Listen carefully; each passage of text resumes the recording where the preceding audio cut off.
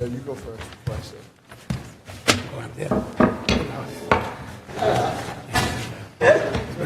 Linebacker.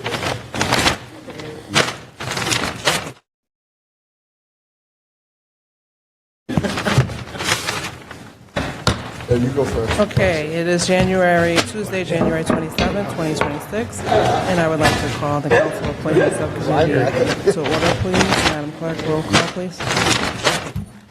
Council Mejimadre, Here. President Council Hogan, Present. Present Council Yeah, you go Matul. first. Okay, it is Tuesday, January 27th, 2026, and I would like to call the Council Appointment Subcommittee to order, please. Madam Clerk, roll call, We have a please. discussion and/or a vote. Council for appointment Mejimadre? of the Lynn Human Here. Rights Commissions. President Council Hogan. Present. Present Council Yeah, you go Matul. first. Okay, it is Tuesday, January 27th, 2026, and I would like to call the Council Appointment Subcommittee Amazing job.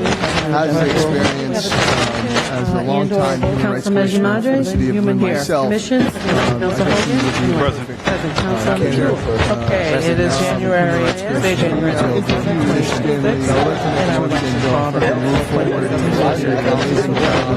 Has experience as a long-time human rights Council commissioner for Mejimadre, the city of Human Lynn Rights myself. Commissions. President Council Hogan. Present Council Matul. Okay, of the committee.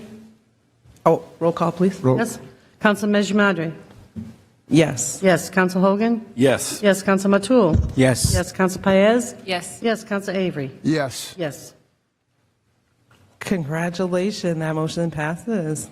Welcome to the Human Rights Commission. Would you like to say a few words? Please state your name and address. Hello, councilors. My name is Stanley Watring III, and I live on 466 Chatham Street in Lynn. Great, thank you. We just wanted to welcome you to the committee, and thank you. Thank you for your time. We appreciate it. Thank you, councilors. Make a motion to adjourn. Second. When we are adjourned.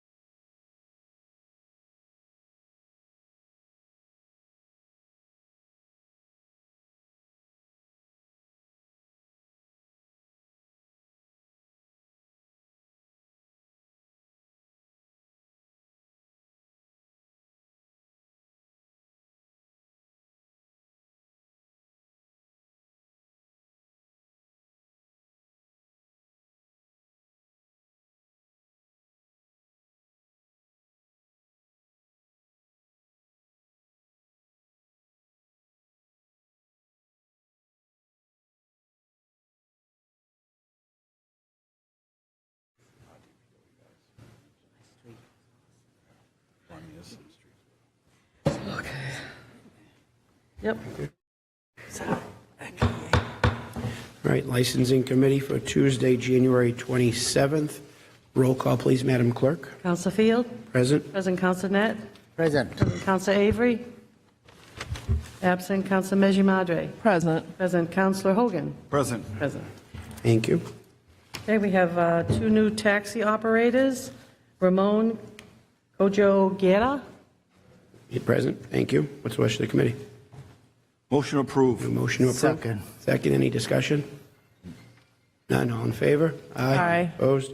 That license is granted, and it's ready right now, right downstairs in the clerk's office. If you go down, you can collect it while you're here. Thank you.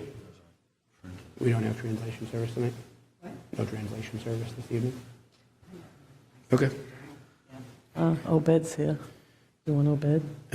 He'll come over in a second. Please. Thank you, Counselor.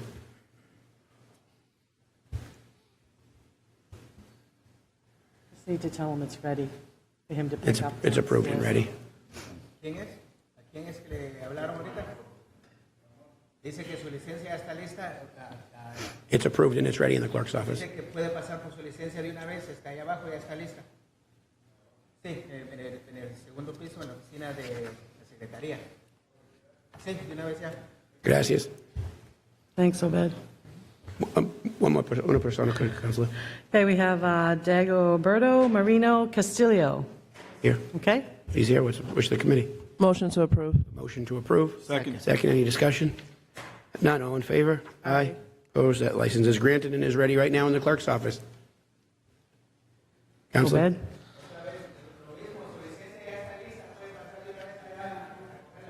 Thank you, Counselor Matul. Okay, we have a table taxi operator from January 13th, Anthony Frias. Anthony? Anthony's here tonight. What's the wish of the committee? We want a motion to take it off the table? We don't have to take it off the table, right? All right, I'll make a motion to approve. A motion approved. Second, any discussion? None, all in favor? Aye. Opposed? That license is granted and it's ready downstairs in the clerk's office. Gracias. Okay, all three approved. Okay, we have a new livery company, Jackie's Transportation, 328 Broadway, Suite 203. The owner is Maria Reyes. Ms. Reyes? Okay, but can you state your name, please? Andre, okay. What's the wish of the committee? Motion to approve. We have a motion Second. approved. Second, any discussion or questions? None, all in favor? Aye. Opposed? That license is granted and it's ready in the clerk's office. Thank you. Good luck. Okay, we have two livery operators, Elvis Perez and Jalea Perez, both at 15 French Street. That's the two of you? Okay, they're both here. What's the wish of the committee? The motion to approve. On both? Yes, on board. Motion to approve on both. Second. Second, any discussion on either? None. What's the wish of the we'll take them individually so we can vote on each. On Elvis Perez, respond aye. Motion approved. We have, yep, we already have approval on both. Let's just vote on them individually. Elvis Perez, state your vote with aye. Aye? Aye. Or nay?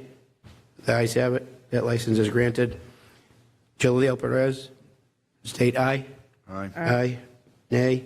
The ayes have it. That license is also granted. Both licenses are ready downstairs in the clerk's office. Thank you. Okay, we have a Class 2 auto dealer, auto body repair flammable, transfer ownership from Willie V Motorsports. It's the same location at 171 Commercial Street to Alessandra Rosa Madera, owner of A&T Auto Collision, Inc. Commercial Streets is Ward 7, Council Vice President Hogan. Ward 6. Yes, I got a call and an email from them. They're just transferring the license over from Willie V's, and I'd like to make a motion to approve. We have a motion to approve by the Council Vice President. Second. Second, any discussion or questions? None. All in favor? Aye. Opposed? That license is transferred. Okay, we have two renewals. Take them as a whole if we can. What's the wish of the committee? Take them as a whole. Take them as a whole. Second. Second, all in favor? Aye. Aye, opposed? Those are granted. Okay, we have some canning dates. Yep. We have Lynn Jets varsity soccer team, adults only, January 30th, 2026, and February 1st, 2026. Yeah. Lynn English MCROTC, adults only, February 20th, 21, 22, 2026. Wyoma Little League, adults only, May 1st, 2nd, and 3rd, 2026. Westland Little League, adults only, May 15, 16, 17, 2026. Lynn English Cheerleaders, adults only, June 26, 27, 28, 2026. And Lynn Youth Hockey, adults only, October 2nd, 3rd, and 4th, 2026. And the Lynn Jets, did you say the first one, was it soccer or was it hockey? Lynn Jets varsity hockey team. Okay, there was no soccer, correct? No, I don't see Okay. any soccer. Okay, just want to clarify. We'll take those as a whole. What's the wish of the committee? Motion approved. A motion to approve? Second. Second, any questions on any of those requested dates by any of those parties? It's hard to believe that with all the snow we have, everybody's already thinking Little League. I know. What's the wish of the committee? I'm sorry. All those in favor? Aye. Opposed? All those are granted. I apologize for my voice. Any other business, Madam Clerk? No other No other business. business. What's the wish of the licensing committee? Major adjourn. Motion adjourned, second. Aye, or adjourned. Thank you.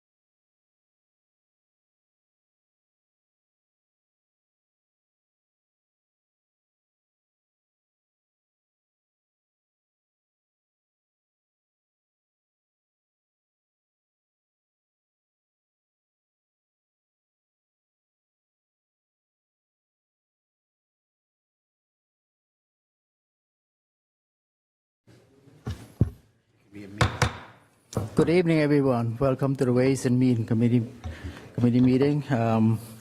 Today is Tuesday, January 27th, 2026. Madam Clerk, please roll call. Counsel Net? Present. Present Counsel Allensburg? Present. Present Counsel Field? President? Present Counsel Avery? Present. Present Counsel Matul? Present. Would you please read transfer? Okay. We have $1,202,525 to various departments to fund the ratified agreement with Local 3147, Lynn Police Association, and all city contracts. Motion approved. Second. Roll call, please. Counsel Net? Yes. Yes, Counsel Allensburg? Yes. Yes, Counsel Field? Yes. Yes, Counsel Avery? Yes. Yes, Counsel Matul? Yes. Yes. $7,250,000 to 195 Market Street to fund the Phase 2 build-out. Motion approved. Second. Roll call, please. Counsel Net? Yes. Yes, Counsel Allensburg? Yes. Yes, Counsel Field? Yes. Yes, Counsel Avery? Yes. Yes, Counsel Matul? Yes. $5 million to fund Pickering Middle School construction needs. Motion approved. Second. Roll call, please. Counsel Net? Yes. Yes, Counsel Allensburg? Yes. Yes, Counsel Field? Yes. Yes, Counsel Avery? Yes. Yes, Counsel Matul? Yes. Yes.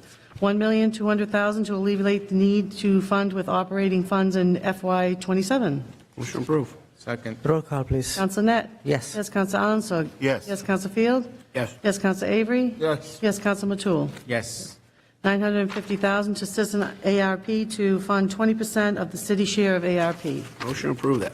Second. Roll call, please. Counsel Net? Yes. Yes, Counsel Allensburg? Yes. Yes, Counsel Field? Yes. Yes, Counsel Avery? Yes. Yes, Counsel Matul? Yes.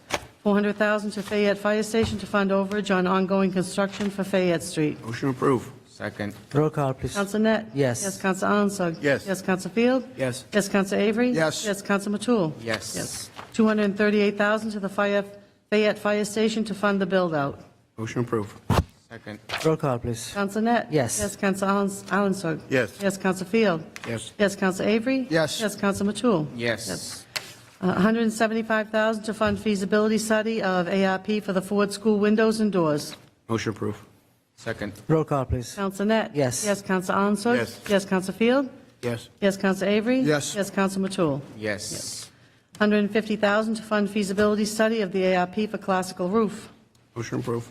Second. Roll call, please. Counsel Net? Yes. Yes, Counsel Allensburg? Yes. Yes, Counsel Field? Yes. Yes, Counsel Avery? Yes. Yes, Counsel Matul? Yes.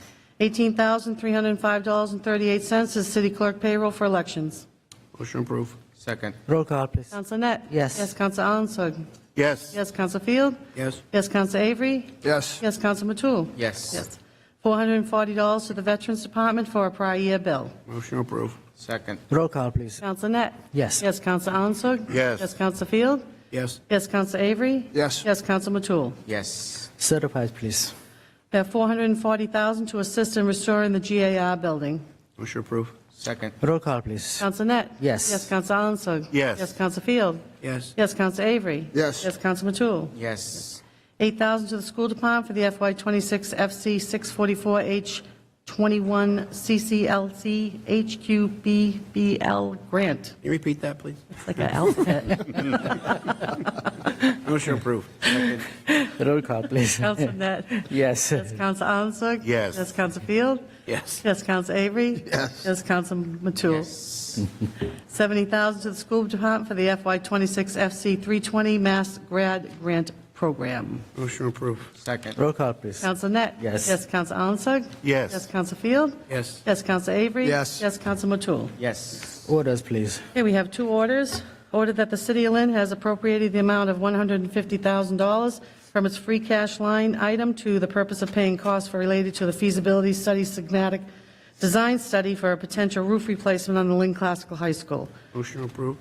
including the payment of all costs incidental or related to therefore, which proposed repair project should materially extend the useful life of the school and preserve an asset that otherwise is capable of supporting and required educational program for which the City of Lynn has applied for a grant from the MSBA, and set amount to be expended under the direction of the school committee. The City of Lynn acknowledges that the MSBA grant program is a non-entitlement discretionary program based on need as determined by the MSBA, and any cost the City of Lynn incurs in excess of any grant approved by and received by the MSBA shall be the sole responsibility of the City of Lynn. Further order that is on to the mayor is hereby authorized to execute the project funding agreement between the City of Lynn and the Mass School Building Authority under and pursuant to MGL Chapter 44 or pursuant to any other enabling authority, and all other necessary documents relating thereto for the possibility of roof replacement at the Lynn Classical High School, and that if invited to collaborate with the MSBA on the proposed repair project, the amount of borrowing authorized pursuant to this vote shall be reduced by any grant amount set forth in the project funding agreement that may be executed between the City of Lynn and the MSBA, and this vote will be adopted as read. City of Lynn has previously been invited into the accelerated repair program for its said possible roof replacement. What's the wish committee?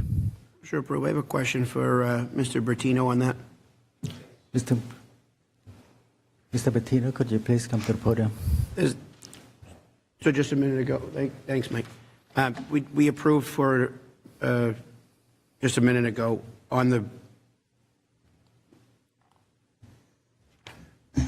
this, but something similar to this, but different? No, that's just the formal language that the MSBA program requires. But there was another order, wasn't there another order, Madam Clerk, for the? $150,000 to fund feasibility study of Yeah, there was ARP another for order. classical roof. There was another order for the classical roof too, correct? It was just same transfer. It's the same thing. Okay, It's just they have specific language. Okay. So what the clerk was just reading was the specific language approved by the MSBA. Okay. So they're just approving it, taking a formal vote. We send them the vote. Yep. We send them the vote for the money, and then I we know, can but we move did forward. another one too, for Lynn Classical Roof, too, under an order, wasn't it? Right, but I think Attorney Lamanna, you said the language had to be read Yeah. into the record? Okay. Thank you. Thank you for the clarification. Yep. Motion approved. Seconded. Roll call, please. Counsel Net? Yes. Yes, Counsel Alanson? Yes. Yes, Counsel Field? Yes. Yes, Counsel Avery? Yes. Yes, Counsel Matul? Yes. Okay, and the second reading Yep. is order that the City of Lynn has appropriated the amount of $175,000 from its free cash line for the purpose of paying costs related to the feasibility study, schematic design study for a window door replacement on the Ford Elementary School, including the payment of all costs incidental or related thereto, which proposed repair project would materially extend the useful life of the school and preserve an asset that otherwise is capable of supporting the required educational program, and for which the City of Lynn has applied for a grant from the MSBA, and said amount to be expended under the direction of the school building, under the school committee. The City of Lynn acknowledges that the MSBA grant program is a non-entitlement discretionary program based on need as determined by the MSBA, and that any cost City of Lynn incurs in excess of any grant approved by and received from the MSBA shall be sole responsibility of the City of Lynn. Further ordered that His Honor the Mayor is hereby authorized to execute a project funding agreement between the City of Lynn and the MSBA under and pursuant to Mass General Law, Chapter 44, or pursuant to any other enabling authority, and all other necessary documents relating thereto for a possible window door replacement at the Ford Elementary School, and that if invited to collaborate with the MSBA on a proposed repair project, the amount of borrowing unauthorized pursuant to this vote shall be reduced by any grant amount set forth in the project funding agreement that may be executed between the City of Lynn and the MSBA, and that this vote be adopted as read. The City of Lynn has previously invited to the accelerated repair program for said possible window door replacement. What's the wish committee? Motion approved. Seconded. Roll call, please. Counsel Net? Yes. Yes, Counsel Alanson? Yes. Yes, Counsel Field? Yes. Yes, Counsel Avery? Yes. Yes, Counsel Matul? Yes. Any, okay. Regretfully, we would need some emergencies on these. All emergency? Motion for emergency on all.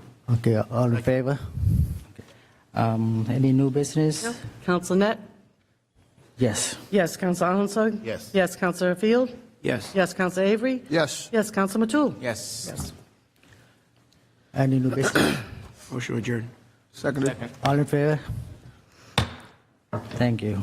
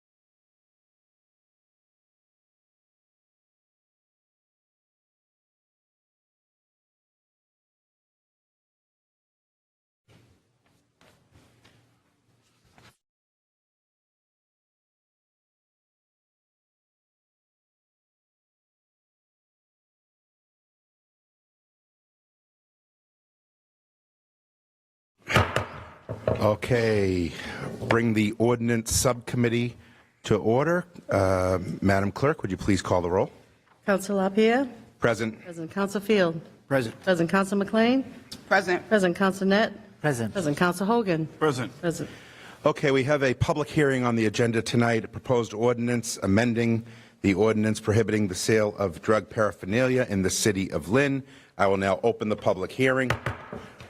Anyone wish to speak in favor of the public hearing may come up if they are in person. Anyone wishing to speak in favor? We'll do it 3 times. Anyone wishing to speak in favor? Madam Clerk, do we have anything that was sent in to our record, to the office? We have a letter written? from Dr. Elizabeth Quinn. Would you like to read that into the record for us? To the Please. Lynn City Council, please accept this written testimony regarding the proposed amendment to the ordinance prohibiting the sale of drug paraphernalia in the city of Lynn, scheduled to be heard before the Ordinance Committee and Council of the Whole on Tuesday, January 27, 2026. I am a family and addiction medicine doctor at the Lynn Community Health Center and also serve as the Director of Addiction Services. I've appreciated collaborating with the city on the opioid working group in recent years and believe Lynn's collaborative approach to the opioid epidemic has led to recent success in preventing infectious disease outbreaks and reducing overdose deaths. I respectfully would like to highlight concern regarding items 4 and 11 of the proposed ordinance as amended. First and foremost, limits on drug testing and safe syringe access would have serious public health impacts, including increased new Hep C and HIV infections and increased fatal and non-fatal overdoses. This would also lead to increased work for our first responders and the healthcare staff. In Massachusetts, there is substantial legislation and legal support for safe syringe access, such as an ordinance limiting this access could open the city up to legal action. 2017 Mass Supreme Court ruling affirmed the law in Massachusetts that any individual or organization may possess and distribute needles because the legislature in 2006 removed all prohibitions to such activities. I strongly encourage that this proposal to undergo review by the Lynn Board of Health, since there are significant public health ramifications. Lynn Community Health Center has a close partnership with Healthy Streets, Healthy Innovations, supported by MA Department of Mass Health. Their work for facilitating drug testing and providing safe supplies is life-saving. Please ensure that the proposed amendment does not limit this evidence-based approach to outreach and care in our community. Thank you for your time and for your help in moving this forward to ensure we can continue to offer evidence-based preventive strategies in Lynn. Sincerely, Elizabeth J. Quinn, MD, Director of Addiction Services at the Lynn Community Health Center in Lynn. Okay, could I get a motion to accept that for the record? Motion to accept. Okay, it's made and seconded. All those in favor signify by saying aye. Aye. Opposed? That motion carries. I'm going to do the opposition now for the public hearing. Anyone opposed to this ordinance? Anyone here opposed to this ordinance that'd like to speak publicly out against it? Last call, is there anyone opposed to this ordinance during the public hearing that would like to come up and speak against it? Do we have anyone sending any written testimony in opposition to this ordinance? No. Hearing none. What's the wish of the council? Councilor Field. Thank you, Mr. Chair. I've served with Dr. Quinn on the opioid working committee in the past. I've always respected her opinions and her counsel. It's been valuable to the committee and to the city. It's always in the city's best interests. And I make a motion to table it and send this ordinance to our public health director, Lisa Tobin, for review of the recommendations from Dr. Quinn. Okay, we have a motion to refer this to the Lynn Board of Health under the guidance of Director Tobin. Do we have a second on that? Second. I would like to second it. All right, that's been seconded, made by Field, seconded by Hogan. All those in favor signify by saying aye of tabling and referring. Aye. Aye. Opposed? That motion carries. Thank you very much. Any other business? No other business. Motion to adjourn. Motion adjourned. Thank you, everyone.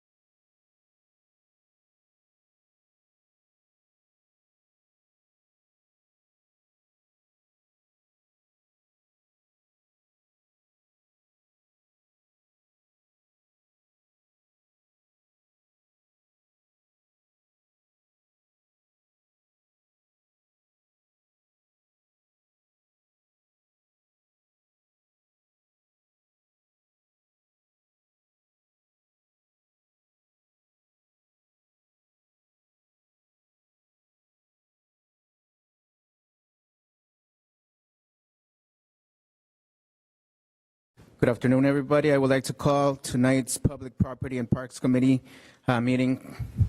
Madam Clerk, can you please roll call? Counsel Matul? Present. Present Counsel Hogan? Present. Present Counsel LaPierre? Absent. Counsel Meji Madre? Present. Present Counsel Avery? Present. Present. Madam Clerk, can you please read the first point on the agenda? We have a request from Cameron Foley, the city's energy advocate, to use the foyer to host office hours for residents every second Tuesday of the month from 9 a.m. to 11 a.m. and from 4 p.m. to 6 p.m. If these overlap with events held in the foyer, the energy advocate will move to the second floor by the auditorium doors. Can you please state your name, address, and just tell us a little bit about this? Sure. I'm Cameron Foley. I live at 60 Clark Road in Ipswich, Massachusetts. I'm the new energy advocate for the city, so I'd like to host office hours in the foyer of City Hall in the morning and in the evening once a month, so I can get residents who might not know about Mass Save programming or who may need help with their energy bills or lowering their energy bills every month. They can come see me at the office hours, and I can explain anything to them, answer their questions, things like that. Councilor Hogan? Yes, today we had the opportunity to meet with Cameron, and I think this is a great opportunity for the residents of Lynn, just to have a complete breakdown to try to help you with your energy bills. And she was great. She met with myself, Council President Coco Allenson, Jordan Avery, and Catalyst Pay, and Natasha Meji-Madri. So that was great. So I just want to say thank you for meeting with us today, and I think the residents will really benefit from this, Cameron. Thank you. I got to say, I also had the chance to meet with Cameron a couple of weeks ago, and she actually attended one of my events, and it was very helpful, a lot of information, a lot of help, a lot of resources that are available to our seniors, to our residents. So once again, thank you. And what's the wish of the committee? Make a motion to approve. Second. Yes, sure. Roll call, please. Counsel Matul? Yes. Yes. Counsel Hogan? Yes. Yes. Counsel LaPierre absent. Counsel Meji Madre? Yes. Yes. Counsel Avery? Yes. All right. Madam Clerk, can you please read the second point on the agenda? We have ordered that His Honor the Mayor is hereby authorized to execute a grant of easement between the City of Lynn and the Massachusetts Electric Company to install an underground electric distribution system at or near 55 Magnolia Ave, and all other documents necessary to carry out the purpose of this order. Attorney Lamana? Yes, so National Grid needs permission from the Public Property Committee to go on city land to install a conduit for the new Pickering Middle School. It will only be a temporary permission, but nevertheless, you can't just go on other people's property, as the council's aware, and we'll just be giving the grid temporary permission to install this conduit to move the Pickering project along. What's the wish of the committee? Motion approved. Second. Roll call, please. Counsel Matul? Yes. Yes. Counsel Hogan? Yes. Yes. Counsel LaPierre absent. Counsel Meji Madre? Yes. Yes. Counsel Avery? Yeah. All right, that motion carries. What's the wish of the committee? Motion adjourned. Second.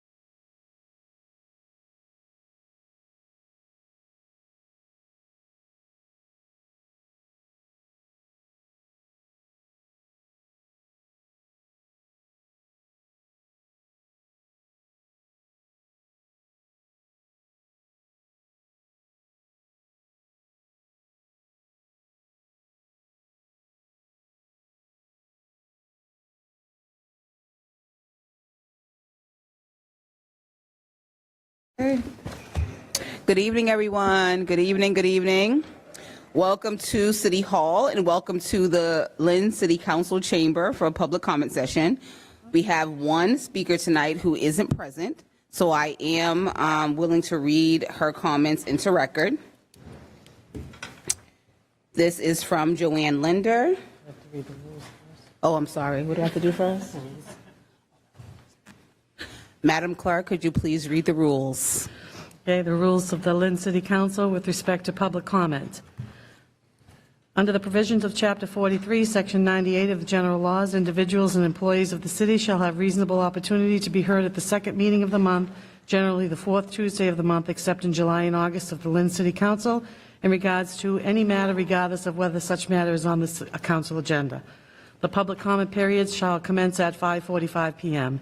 Each speaker shall limit their comments to no more than 3 minutes.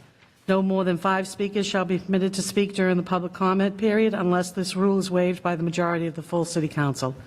Any individual may sign up to speak before the City Council online via the city's website from 5:15 p.m. on the Thursday before the meeting until 3 p.m. the day of the meeting, or via telephone to the City Council office on the day of the meeting from 9 a.m. to 3 p.m. The individual should indicate their name, address, and the subject that they are planning to address. Individuals will be heard in the order that they sign up.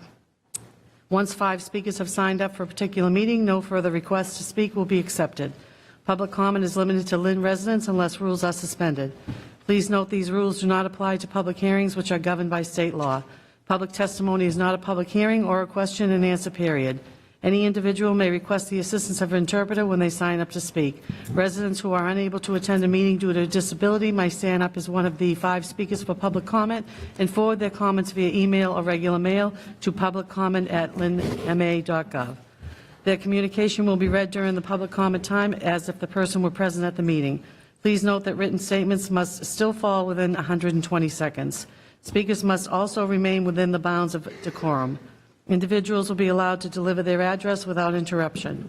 During any public comment period, there shall be no direct reply to the speaker or comment from council members or from the city-appointed officials. The City Council will rotate who shall preside over the public comment period as chairperson.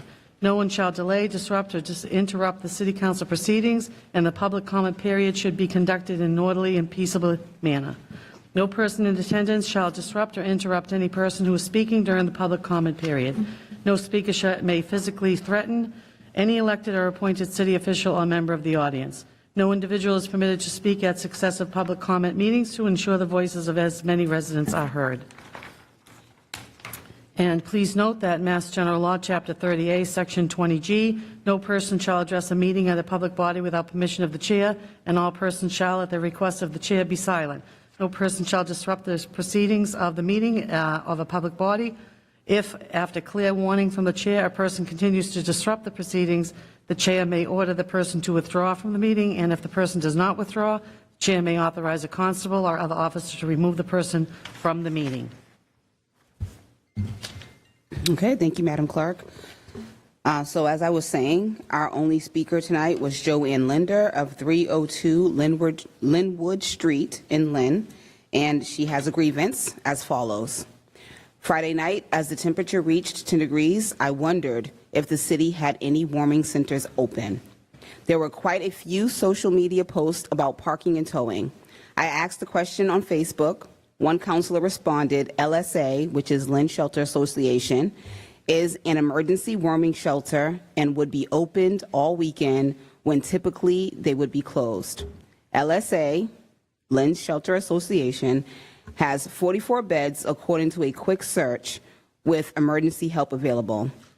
There was no other information available. Another counselor responded about a church with 15 beds. Considering Lynn has over 100,000 residents, with 2,100 being homeless, having less than 100 beds available is outrageous, in my opinion.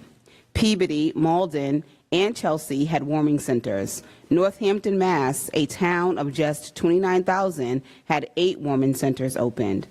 There are 554 nonprofits in Lynn and 10 prominent religious organizations in the immediate area. Has the city ever considered bringing them together to discuss a plan for weather events? This should include cooling centers in the summer. Extreme weather events happen a few times a year. We should have a plan. We need to have money in the annual budget to address this issue. Thank you, Joanne Linder, 302 Linwood Street, Lynn, Mass. And that concludes our public comment. For next month. Oh, yes, that's right, correct. For next month, if you would like to do public comment before 5 p.m., everyone is welcome to do so. We will not be having a restriction on the amount of people that can speak, but you do need to make sure you get your request in before 5 p.m. For next month. Thank you.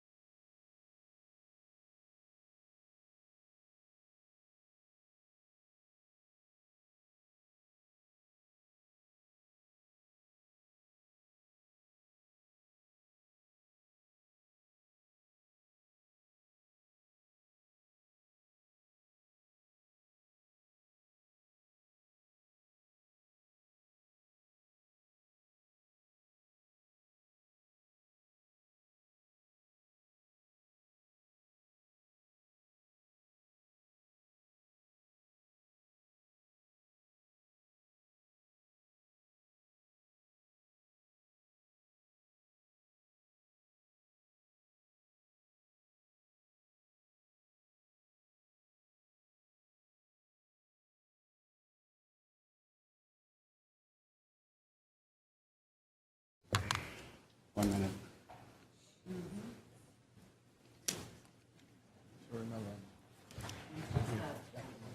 Yeah.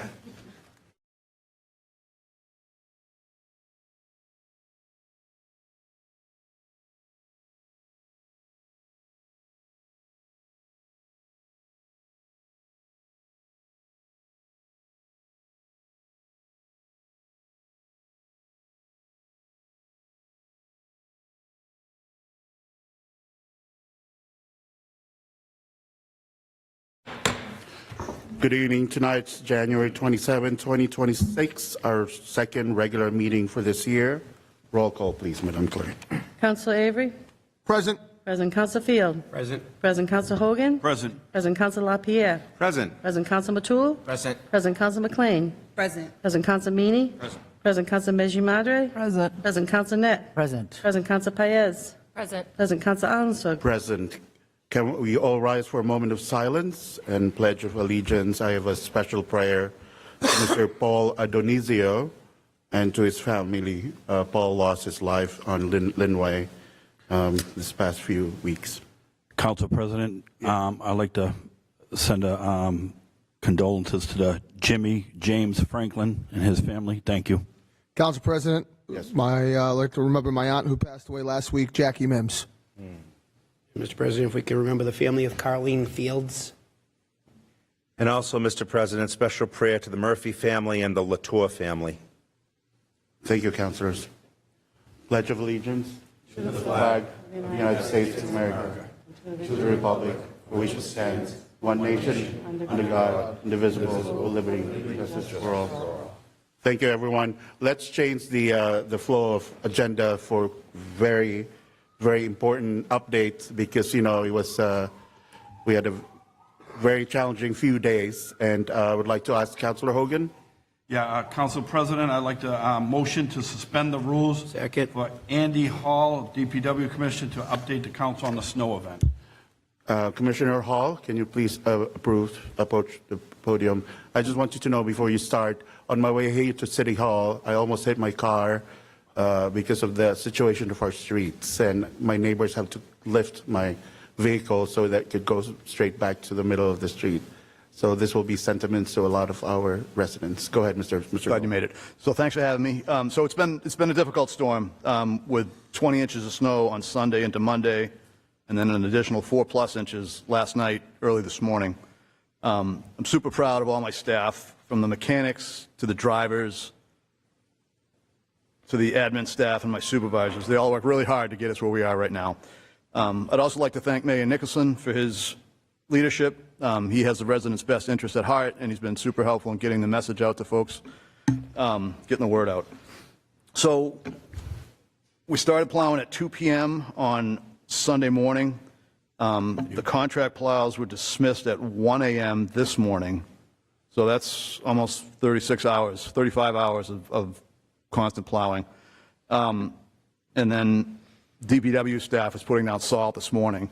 And work is ongoing with the cleanups. DPW crews are working around the clock, and we have a couple of contractors in cleaning out some key intersections and around the school areas.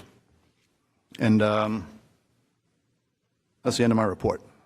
So what's any plans moving forward from today? I know we let you speak first so you can go back to your work. Well, we're working through our lists, and we're gonna get to every complaint. Okay. Councilor Field. Thank you, Mr. President. Andy, what's the best way to send in those complaints? Good question. For concerned residents? I would say call the DPW. Call the DPW. Is there a number that you want to share while we're on TV? 781-268-8000. And is there a checklist that would be started and confirmed that, yes, this, after each concern or call is addressed, are we checking it off to confirm that it is completed, like a checklist?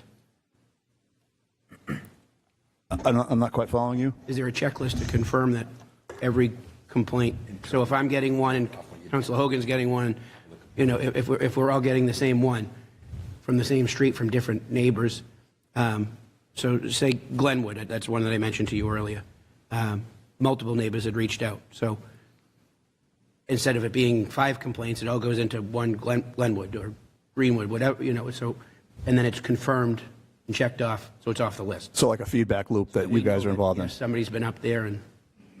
I mean, internally, we keep such things, but something that's ready for the councils I'd have to work on, but that seems like not an easy task, but something I can handle. The punch list is getting complete, so the order's coming in. Thank you. Thank you, Councilor Field. Councilor McLean. I want to know what is the priority for widening the streets? Are we going to be doing anything to get like streets that are like French Street is very narrow. I've gone down a couple of different side streets, Utah Ave, narrow as well. Are we doing anything to widen the streets so that, you know, two-way streets are actually two-way streets and we're reducing the amount of accidents that can happen in that way? So it's a little tricky at this stage of the game just because there are cars back on the street, and if we go out pushing back streets to make them wider, it caves in everybody's driveway, which, as you can imagine, is not a popular thing. So key intersections, we dig them out and haul the snow away. So what are we doing to prevent that? Like when all the cars are off the street and inside of these various lots, why are we not ensuring that streets are not becoming more narrow? How can we do better at that particular instance when we're doing the snow removal? How can we do better in the future? I think it's a function of the sheer amount of snow. Once it gets over, say, 15 inches, there's nowhere to put it. Great, thank you, Councilor McLean. Councilor Meany. Hi, Andy. I just wanted to kind of piggyback on Councilor McLean's comments. I mean, so just driving down Broadway, a road that's traditionally, you know, 2 lanes, it's 1.5 lanes, and then if you have parking on the street, it's just not going to work. I mean, I'm not a logistical engineer here, but I just with the width of the roads we have now, if we have no plans to widen them, it doesn't take a rocket scientist to anticipate we're going to have a massive traffic issue, accident issue, a safety issue, public service issue. I mean, Cedar Brook Road, Broadway, Clairview. I mean, these are just Ward 1s. I can only imagine what's going on in the other wards. I mean, so just we don't have a plan to widen the roads in the next. It was a school tomorrow. There was no school today. There was light traffic. I mean, what are we going to do? So we're digging out. So Broadway, you mentioned we have a crew up at Broadway tonight cleaning out both Weimar Square, the piles and the right turn pockets, as well as Broadway H&S. But I mean, we could be digging out streets till July if we dig out every single street. Excuse me. Well, not every street, but just multiple lane road. I mean, so just getting here to City Hall from my home, there was 3 or 4 streets you had to wait and people had to come back and forth. And this is with slow traffic. What's going to happen when everyone's back? You know, school's in session, people going back to work. I mean, you just proact. You don't see a problem tomorrow with this? Oh no, I do. The roads are narrow, and I'm not discounting your observation at all. Councilors, I know we have a lot of questions, but I really want him out here so he could go back to his work. So if there's repeat or duplicate questions, just let it go. Councilor Avery. Yeah, Andy, I just do want to echo as well and thank the men and women of the DPW because they were out there, and I know this storm was difficult. I've been down there with you. I've been down there throughout this whole storm. A lot of my councilors echoed a lot of my concerns, but my only thing is with the phone number, I'm hearing a lot that no one's answering the phone and it's going right to voicemail. Is there a better solution? Because we're getting fielded calls, and I'm okay with that, but there's got to be another part here to, Lisa's been great as a liaison with us, but our constituents can't get a hold of anybody to also put complaints in, which is also putting a lot of work on us. And I really feel that, if we can staff the phone a little better as a solution or something, but I do, again, want to make sure I thank the men and women because they were out there working hard. I was out there with them the whole entire time. And so thank you. But that would be my only piece right now. Thank you. Councilor Lapierre. Real quick, Mr. President, and Andy, obviously through you, one of the burning, and I've been around at least 10 years now and went through significant storms in the past, but this one was difficult, no question about it. At the same time, one of the burning comments, and it's not it's not directed at you, but it's people from, social media or folks that take to social media very negative, to say the least. and the comments on Facebook. I just want to bring one to your attention. I'm sure you've heard this before, and I think I know the answer to it, the simple answer, but I'm going to pose it anyway. They always compare our city and the job that you folks do, and it is always compared to adjacent smaller communities. In other words, why is Saugus down to pavement? Why is Swampscott blacktop? Why is Revere? I cross over from Lynn to Revere, and I see a significant difference in the road surface. Can you just tell us, we might have enough people out there, or maybe we don't, but is it the way we're plowing differently than other communities? Is it the sheer smaller footprint of geography that they're addressing? Can you please allay concerns around this, because we hear this all the time, and I don't have a good answer for people. I say our people are working as hard as they possibly can under very stressful and duress, but that's not good enough for some of these people. They want to know why, when they cross the city limits, it's significantly better. You have an answer? I would have to say it's the ratio of resources to number of roads. We're spending fewer dollars or more dollars? Fewer. Fewer dollars to do more landscape. Yes. They're spending more with less square footage. Yes. Okay, fair enough. Councillor Pius. I would just like to echo all of the work that you guys have been doing. Honestly, it's a lot with this big city, and I appreciate you dividing it and having people responsible for different zones and dealing the work that way. I guess one question I've had through this process is sometimes there are people who are snowed in and like they have medical emergencies and things of this nature. Like, is there something that is currently happening to prioritize certain calls, or like is that something that we can start considering in the future? So regretfully, we definitely need to triage calls as they come in. And regretfully, people tend to exaggerate. And I don't want to say that being snowed in is not stressful, but we see stretching of the truth to bring resources to a caller, if you will. Does that make sense? Yes. So my answer is if there's a medical emergency, you call 911, and it will happen. A response will get to you. Calling the DPW if you have a medical emergency, that's not a good way to go. I guess the issue there is sometimes calling an ambulance is a lot more expensive than having someone drive you over when we have medical insurances that don't necessarily cover those costs, right? And so I see there being this verification process, and we can definitely think about what that looks like. But there is also this middle ground of we also live in a community that is relatively low income and may not be able to bear those costs. Sure, and if you it's you can reach out, the counselor, reach out to your liaison with DPW, Lisa, and if there's an incident like that, you raise the issue to us, and we'll do our very best to take care of it. Thank you so much. All right, thank you, councillors. Andy, I know you guys work so hard. We would like to say thank you for. I know it's not enough, but I know you keep moving. Do I see somebody raise their hand? May I go back to Councilor LaPierre's question? Yes. So we're trying to rectify this problem of not enough resources, right? The more plows that sign on with us, the better. And we found that raising our rate, this planning for this type of thing happens year round. You had a good number this storm, I thought. But it could always be better, right? And longer storm. Right. So I don't want you to think that I'm just throwing up my arms and that's it. We meet about this year round. Councilor Field and Councilor Hogan are involved in those conversations, and we're working on it, I guess, is what I'm trying to tell you. And equipment.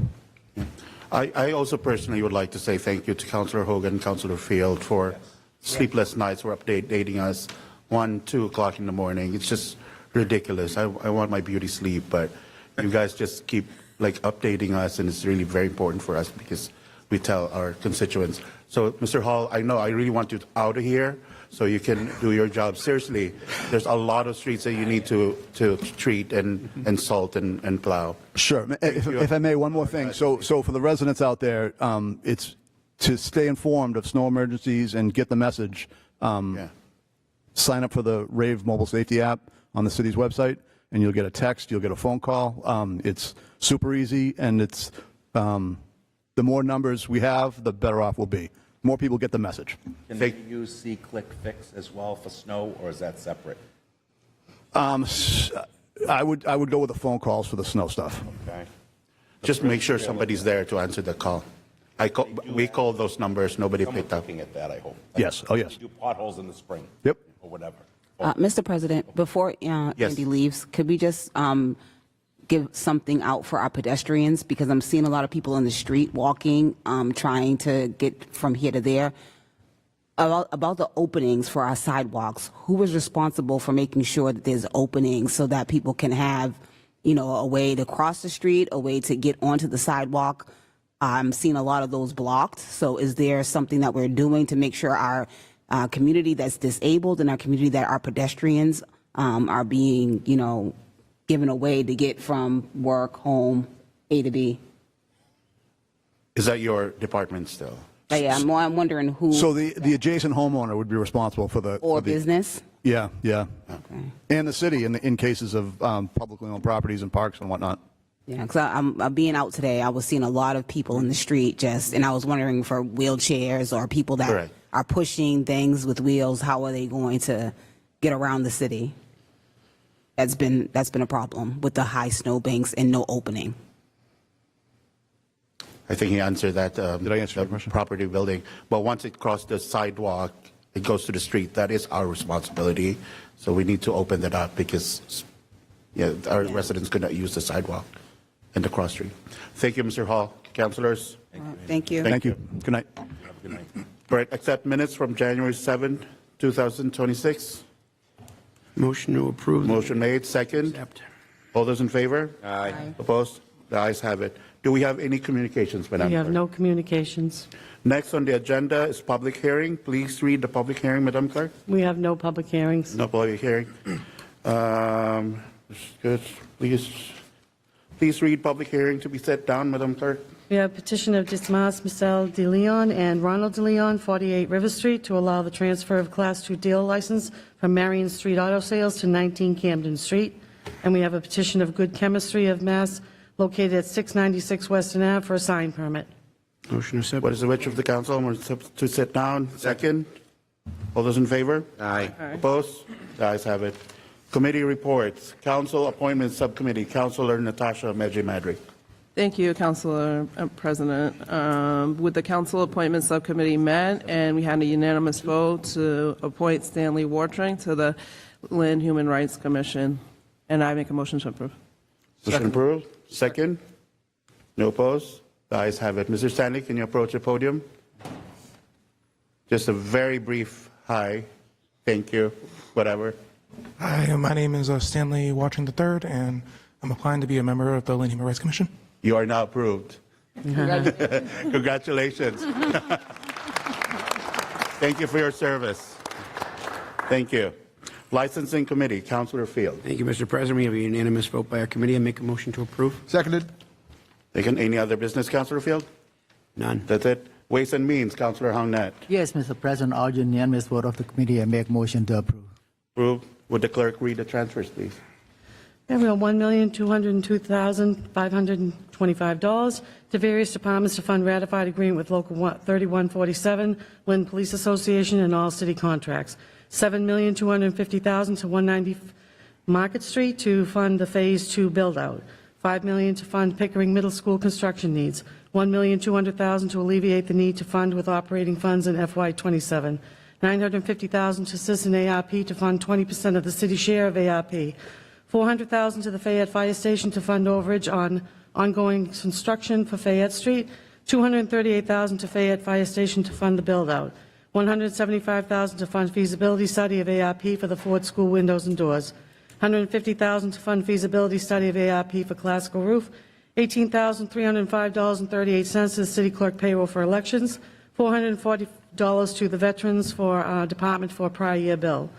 The certified orders, we have $440,000 to assist in restoring the GAR building, $8,000 to the school department for the HQPLB grant, $70,000 to the school department for the FY26 FC 320 Mass Grad Grant Program.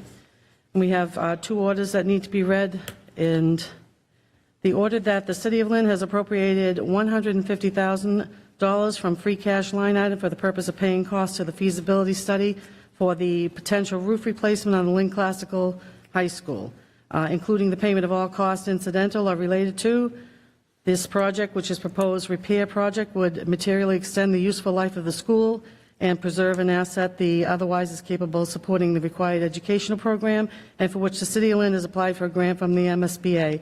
Said amount to be expended under the direction of the School Building Committee. City of Lynn acknowledges that the MSBA grant program is a non-entitlement discretionary program based on need as determined by the MSBA, and any costs that City of Lynn incurs in excess of any grant approved by and received by the MSBA shall be sole responsibility of the City of Lynn. Further order that His Honor the Mayor is hereby authorized to execute a project funding agreement between the City of Lynn and the MSBA and under the pursuant to Mass General Law, Chapter 44, or pursuant to any other enabling authority, and all of the necessary documents relating thereto for a possible roof replacement at Lynn Classical High School, and that if invited to collaborate with the MSBA on a proposed repair project, the amount of borrowing authorized pursuant to this vote shall be reduced by any grant amount set forth in the project funding agreement that may be executed between the City of Lynn and the MSBA, and that this vote will be adopted as read. City of Lynn has previously invited into the accelerated repair program for a possible roof replacement. Second order is the City of Lynn has appropriated the amount of $175,000 for its free cash line item for the purpose of paying costs related to the feasibility study schematic design study for a window door replacement at the Ford Elementary School, and including the payment of all costs incidental or related thereto. The project, which proposed repair project, would be materially extend the useful life of the school and preserve an asset that otherwise is capable of supporting the required educational program, and which the City of Lynn has applied for a grant from the MSBA. Said amount to be expended under the direction of the School Department Committee. City of Lynn acknowledges that the MSBA grant program is a non-entitlement discretionary program based on need as determined by the MSBA, and any costs of the City of Lynn incurs in excess of any grant approved by and received by the MSBA shall be the sole responsibility of the City of Lynn. Further order that His Honor the Mayor is hereby authorized to execute a project funding agreement between the City of Lynn and the MSBA under and pursuant to Mass General Law, Chapter 44, or pursuant to any other enabling authority, and all other necessary documents related thereto for a possible window door replacement at the Ford School, and that if invited, will collaborate with the MSBA on a proposed repair project. The amount of borrowing authorized pursuant to this vote shall be reduced by any grant amount set forth in the project funding agreement that may be executed between the City of Lynn and the Mass School Building Authority, and that this vote will be adopted as read. The City of Lynn has previously been invited into the accelerated repair program for said possible window door replacements. Mrs. Rowe, you need some water? Right. There's a motion from Councilor Net. Any second? Second. Second, Councilor Hogan. Discussion? Roll call. Councilor Avery? Yes. Yes, Councilor Field? Yes. Yes, Councilor Hogan? Yes. Yes, Councilor LaPierre? Yes. Yes, Councilor Matul? Yes. Yes, Councilor McLean? Yes. Yes, Councilor Meany? Yes. Yes, Councilor Mejimadri? Yes. Yes, Councilor Net? Yes. Yes, Councilor Paez? Yes. Yes, Councilor Alansug? Yes. Yes. Councilor Net, do we have any emergency? Yeah, there's emergency vote by the committee. Make a motion to approve. Second? Yeah, roll call, Madam Clerk. Councilor Avery? Yes. Yes, Councilor Field? Yes. Yes, Councilor Hogan? Yes. Yes, Councilor LaPierre? Yes. Yes, Councilor Matul? Yes. Yes, Councilor McLean? Yes. Yes, Councilor Meany? Yes, Councilor Mejimadri? Yes. Yes, Councilor Net? Yes. Yes, Councilor Paez? Yes. Yes, Councilor Alansug? Yes. Any other business, Councilor Net? None. No. Right. Thank you. Ordinance Committee, Councilor Lapierre. Thank you, Mr. President. Public hearing was held on a proposed ordinance amending the ordinance prohibiting the sale of drug paraphernalia in the City of Lynn. That motion was made and seconded to table, and we're going to refer this ordinance to the Lynn Board of Health Department under the direction of Director Tobin, and that was a unanimous vote of the committee, and we will get that back after they review it. Thank you. Action made. Second. All those in favor? Opposed? The ayes have it. Public Property and Parks Committee, Councilor Matul. Thank you, Mr. President. Unanimous vote. I'll make a motion to accept, please. Motion, second. All those in favor? Aye. Opposed? The ayes have it. Any other business, Councilor Matul? No. Do we have old business? No old business. Old business. New business. We have a discussion relative to the current vacancy on the Lynn Water and Sewer Commission. Thank you. Madam Clerk, on January 15, 2026, I received a resignation letter from Councilor Dr. Peter P. Meany as council appointee to the Lynn Water and Sewer Commission. Madam Clerk, please read that letter. Dear Commissioners, I am hereby submitting my resignation as chairman and as a member of the Lynn Water and Sewer Commission effective immediately. I was honored to be appointed to this important role on Monday, January 14, 2026. My number one priority throughout my 3 years as a city councilor and in every public role I have held has been to serve and help the people of Lynn in a meaningful and constructive way. In this instance, it has become evident that the critical work of cleaning up Kings Beach, addressing long-standing water quality challenges, and modernizing the Commission to better protect our environment and public health is a mission far larger than one for any one individual. The progress already underway through ongoing projects, partnerships, and dedicated efforts represents a generational opportunity for our community. To best support that momentum and ensure the Commission can move forward without distraction, I believe it is in the best interest for me to step aside at this early stage. Having served only a very short time, my departure creates no significant disruption, thus allowing others to lead this vital work to completion. Please note that this decision is driven solely by what I believe will best advance the long-term goals we all share for a cleaner, healthier Lynn. I remain fully committed to serving the residents of Lynn as your city councilor, where I will continue to advocate for strong environmental stewardship, infrastructure improvements, and the well-being of our community, including support for the Commission's important initiatives from my position on the council. Sincerely, Dr. Peter Meany. Thank you, Madam Clerk. Because of this resignation, there's an opening for a replacement. He needs to be a city councilor. Any nomination? Councilor Natasha Medjimedri. Thank you, Mr. President. I would like to nominate Councilor Obed Matul to the Lynn Water and Sewer Committee. Any second? Second. Second? Any other nomination? Would like to close the nomination? I'd like to close the nomination. Councilor Field, close the nomination. Roll call, name vote, please. Madam Clerk. Councilor Avery. Obed Matul. Matul. Councilor Field. Matul. Matul. Councilor Hogan. Obed Matul.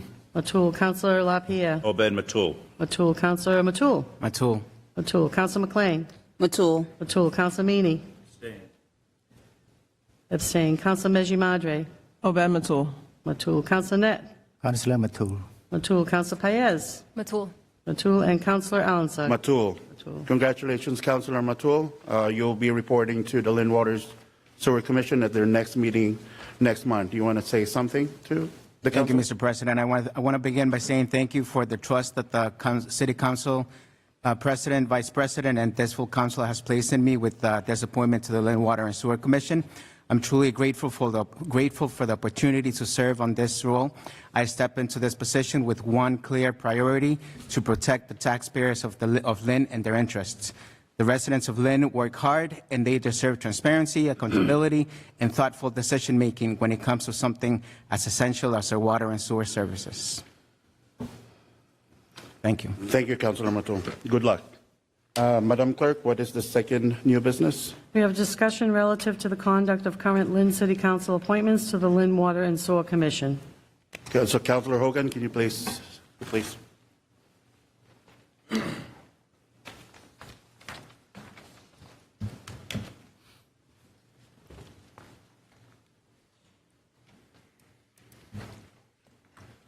Okay, we're going to have a discussion.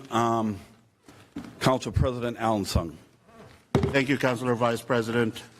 As my colleagues know, I was honored to serve as a member of the Lynn Water Sewer Commission as a City Council appointee from 2023 to 2025. During my tenure, I'm proud to have played a role in many of the recent accomplishments of the Commission, which included the most serious efforts yet to clean Kings Beach, the near completion of the West Lynn Sewer Separation Project, and the much-needed infrastructure improvements with funding from the American Recovery Plan Act.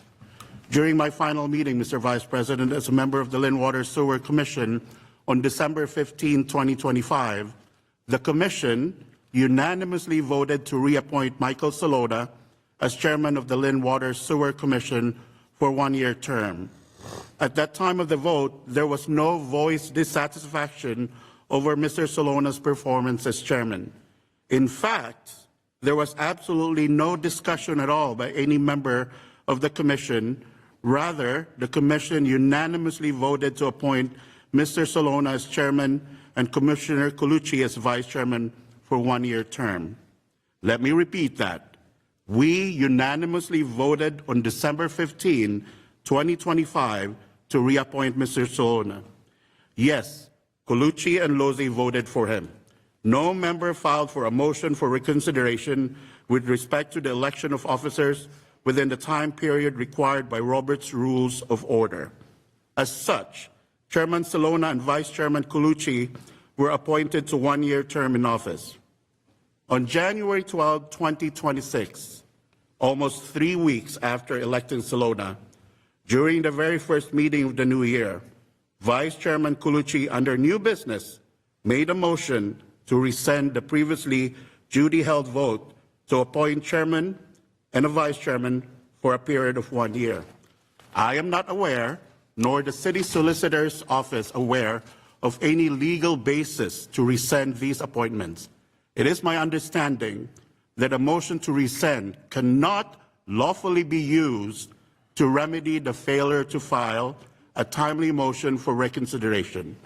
As such, an opinion, Spears supported by the legal opinions offered by attorney Sam Vitale at the January 12, 2026 meeting of the Commission.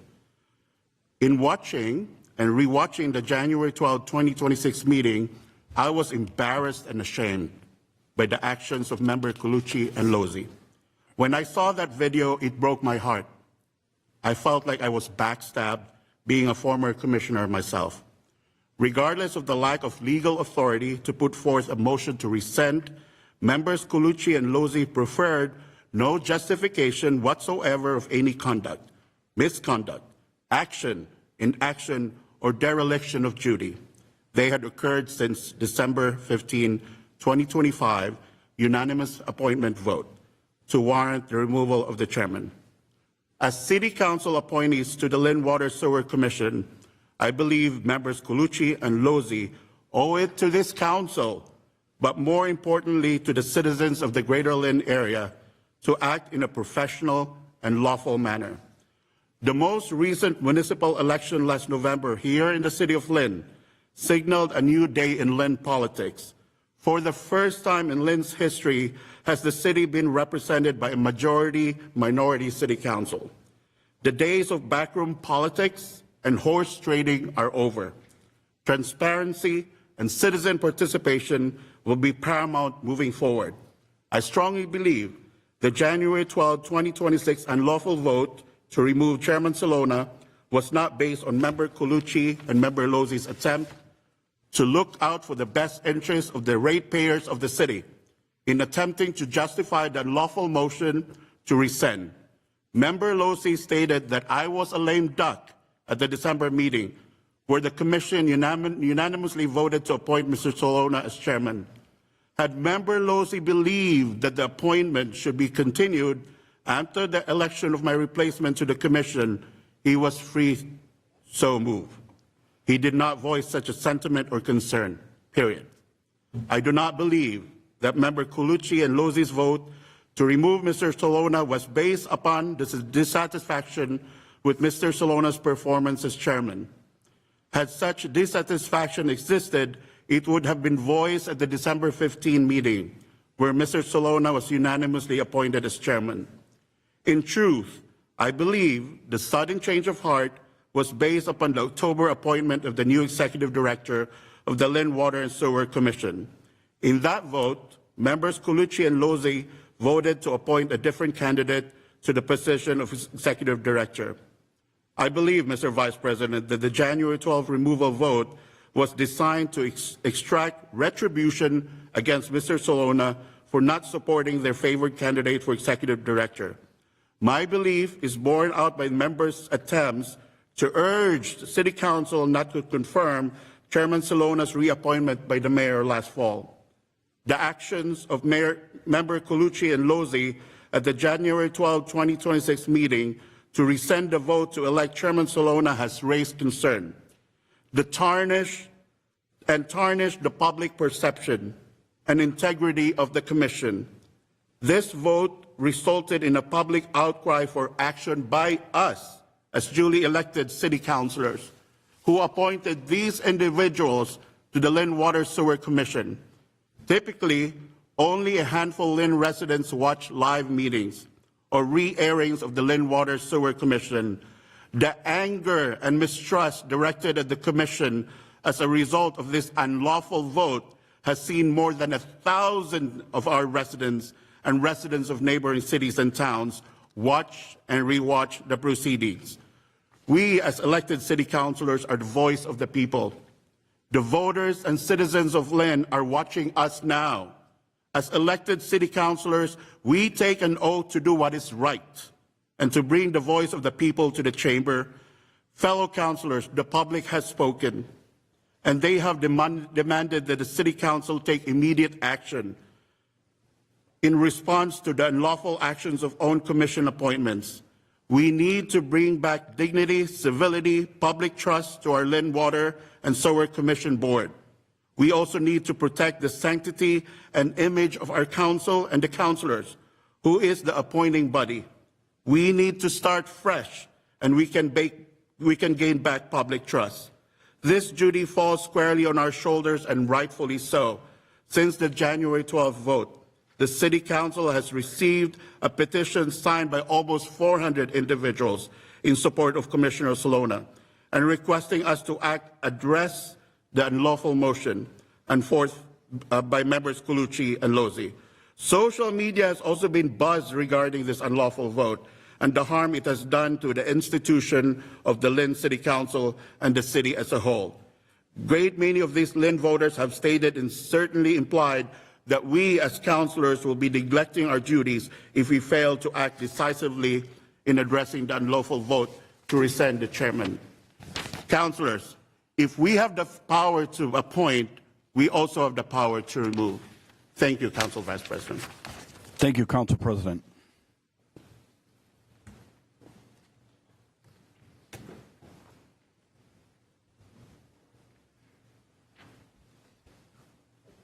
Madam Clerk, I will respectfully request that you read a petition to the councillors and the concerned citizenry of Lynn. Hi, Coco. As president of the Lynn City Council and former Lynn Water and Sewer Commissioner, we wanted to update the Lynn City Council of the tally and the nature of petition signatures we have attained so far.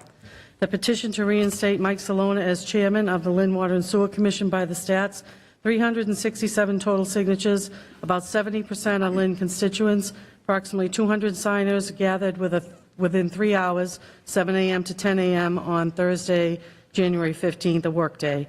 Peter Meany resigned at 10 a.m. Thursday, January 15th. We also asked people if they wanted to submit public comments regarding this issue. We got a good handful. Below are some of the residents. The tone was very disappointing in leadership, specifically Colucci and Lozzi, with a few calling for their resignations and pointing out that the Lynn Water and Sewer Commission move highlighted serious mistrust that residents have with the city. Franco Davoli, Lakeview Ave, this was premeditated and improper. It creates distrust amongst the constituents. And not only should Meany resign from the committee, but the other two involved should as well. Holly Gross, Kings Beach Road. Removing a seasoned expert like Michael Salona from his role jeopardizes the health and safety of the people of Lynn and neighboring towns. It also erodes the public's confidence in our city council ability to make the decisions we elect them to make on our behalf. Perry Weschler, Kings Beach Road. Making a change at a vote without proper public notice should never be allowed to occur. Susan Polsky of Linway. None of this makes sense. I smell a rat. Kelly O'Leary. Censure for Meany and removal of Colucci. He's been around too long. And what was it trying to pull? I am a lifelong Linner who only moved to Peabody in October. Resident Concord Street. Please also recall Commissioners Colucci and Lozzi. We have their email but not their name. Michael Zukowski, Phaeton Rock Road. Bad look for the city. There are more comments in the petition signatures which I have attached for you. You're welcome to share any one of these with the Lynn Water and Sewer and your colleagues in City Hall. We hope your colleagues understand what's right in helping reinstate Mike Salona as chair and seriously consider whether Lozzi and Colucci are best appointees for an important commission that affects every single Lynner. Thank you for your attention to this matter. Andrea Amore on behalf of the Save Kings Beach. Thank you, Madam Clerk. To my colleagues, the people of Lynn have spoken. They have demanded accountability, professionalism, transparency, and lawfulness. I respectfully request that your support is issuing preliminary notice of removal for both members Colucci and Lozzi. this evening for conduct unbecoming Lynn City Council appointments to the Lynn Water Sewer Commission as authorized by Section 3 of the enabling statute creating the Lynn Water Sewer Commission. Councillor Hogan. Thank you, Mr. President. First, I am a ratepayer, and our one thing here is to protect the ratepayers of this city. All right? I want to echo your thoughts and opinions regarding the attempt to unlawfully remove Mr. Salona as chairman of the Lynn Water and Sewer Commissioner at the January meeting.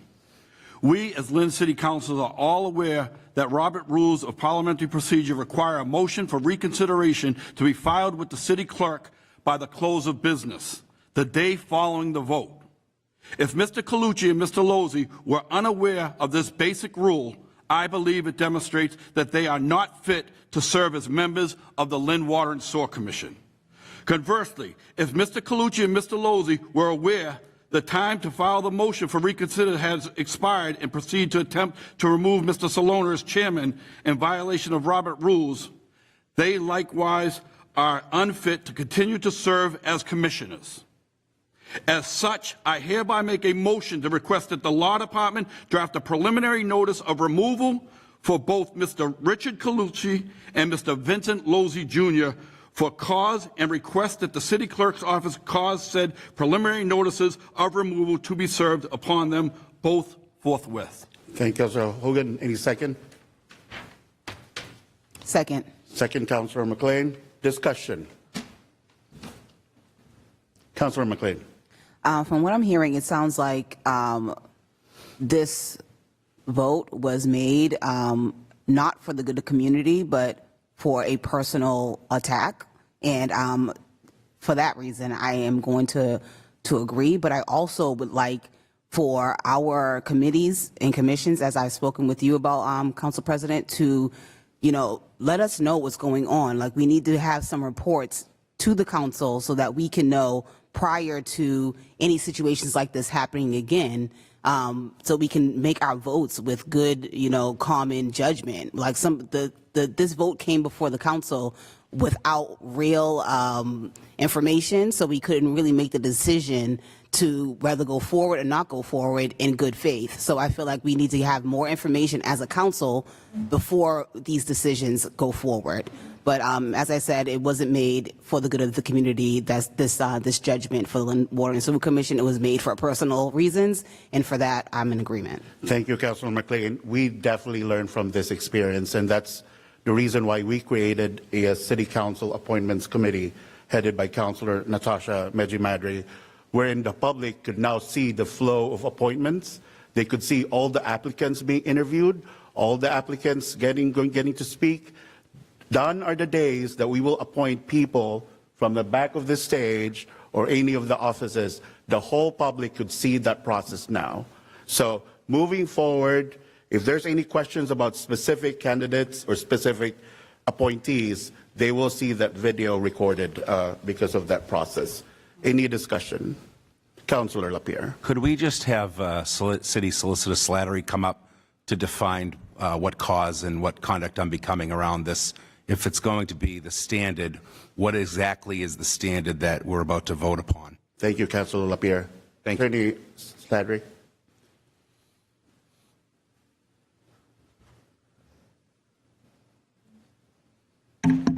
Good evening, members of the council. Just cause standard is a term that is defined largely by case precedent and by arbitration precedent. It means that the reasons must be advanced to show that they acted either in bad faith or with knowledge that they were acting erroneously or improperly. The Commission's Enabling Act allows the 5-member board commission, or the 5 members of the commission, to act under their rules and regulations. So it'll have to be an examination of the Lynn Water and Sewer Commission rules and regulations, Robert's Rules of Order, as well as the Enabling Act. And so I know that's not a straightforward, hard answer, but the way I put it is just cause is usually in the eye of the beholder. If they determine that it was unethical, if they determine it was in violation of the rules, then that should be sufficient just cause for removal. Thank you. Councilor Lapierre. Follow up, Mr. President. So, yes. Attorney Slattery, the term conduct unbecoming was used this evening.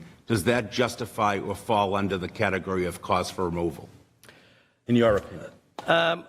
I'd have to, that's hard to give an opinion right now, Counselor. I'd have to review what transpired at the meeting, and I'd have to review the Enabling Act. I understand that Attorney Vitale has rendered an opinion. I'd have to review that.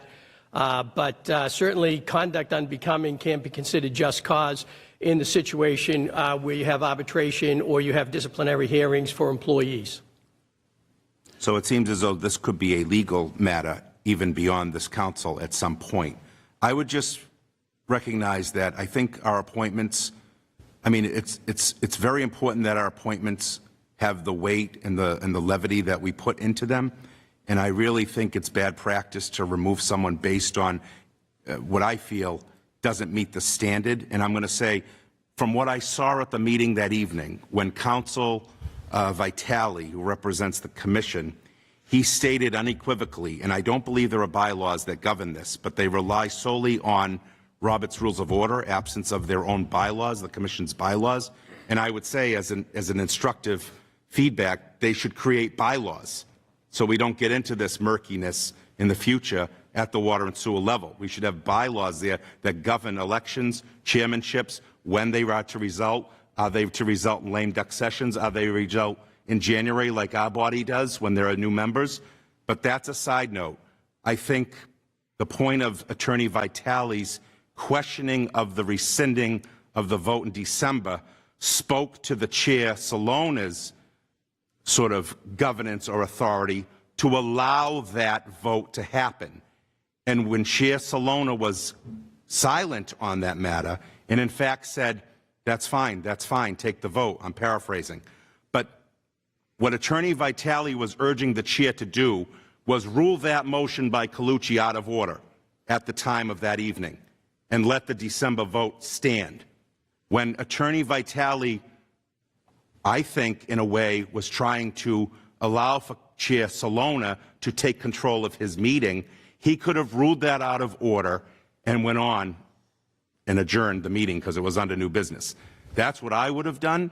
I know that did not happen, and that was, as a result, related in all these things that transpired.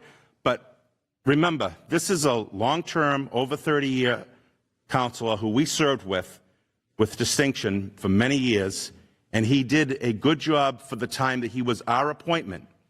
And he's had a long time up there, as has Vin Lozzi Jr.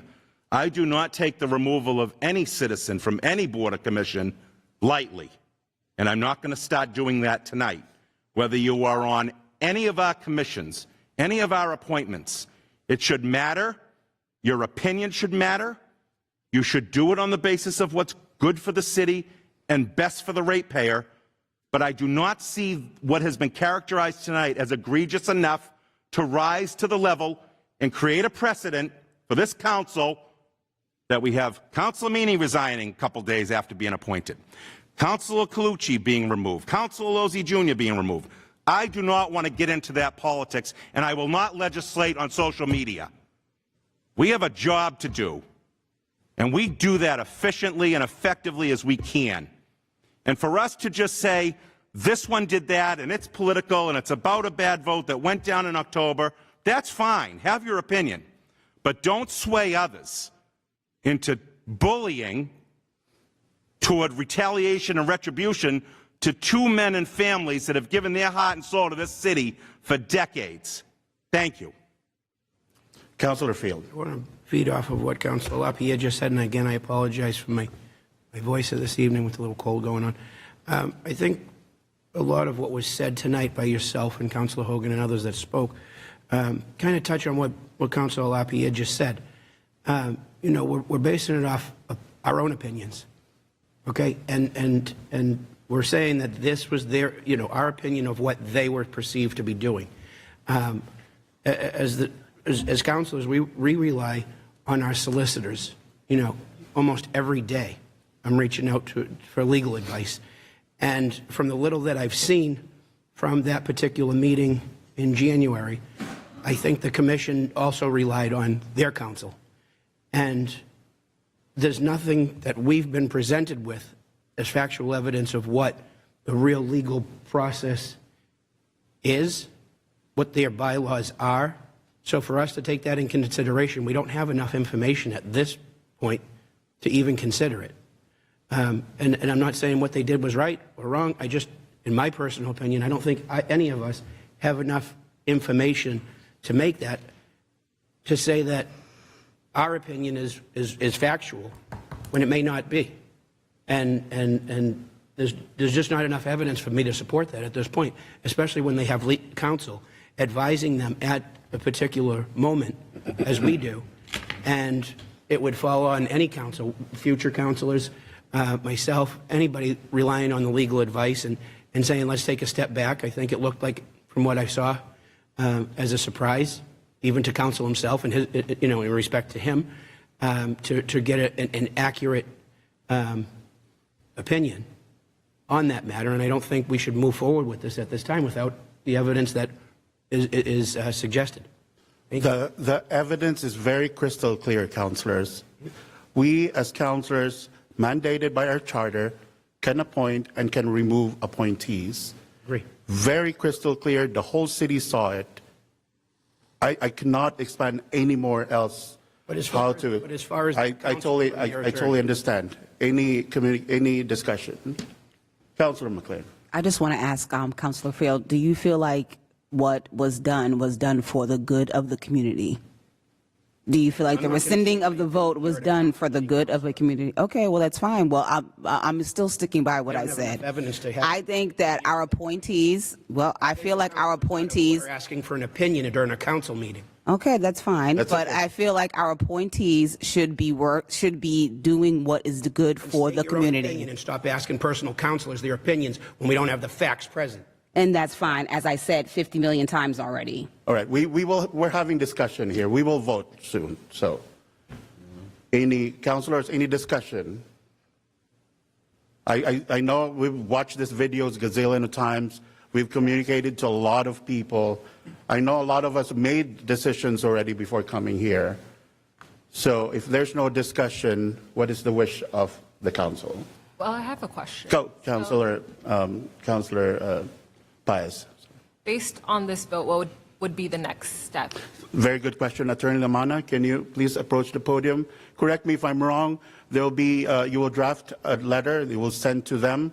Once is either certified mail or by Lynn Police, and then they would have 10 days to request for a public hearing, correct? They have 10 days to have a hearing, and they'd have a hearing before the board to present evidence why that they should not be removed. And then they will come back here and appear to this council and appear to all of our questions, and then we vote. If they don't appear, then that letter is final. If they do not appeal in the 10-day period, the preliminary motion to remove becomes final. Becomes final.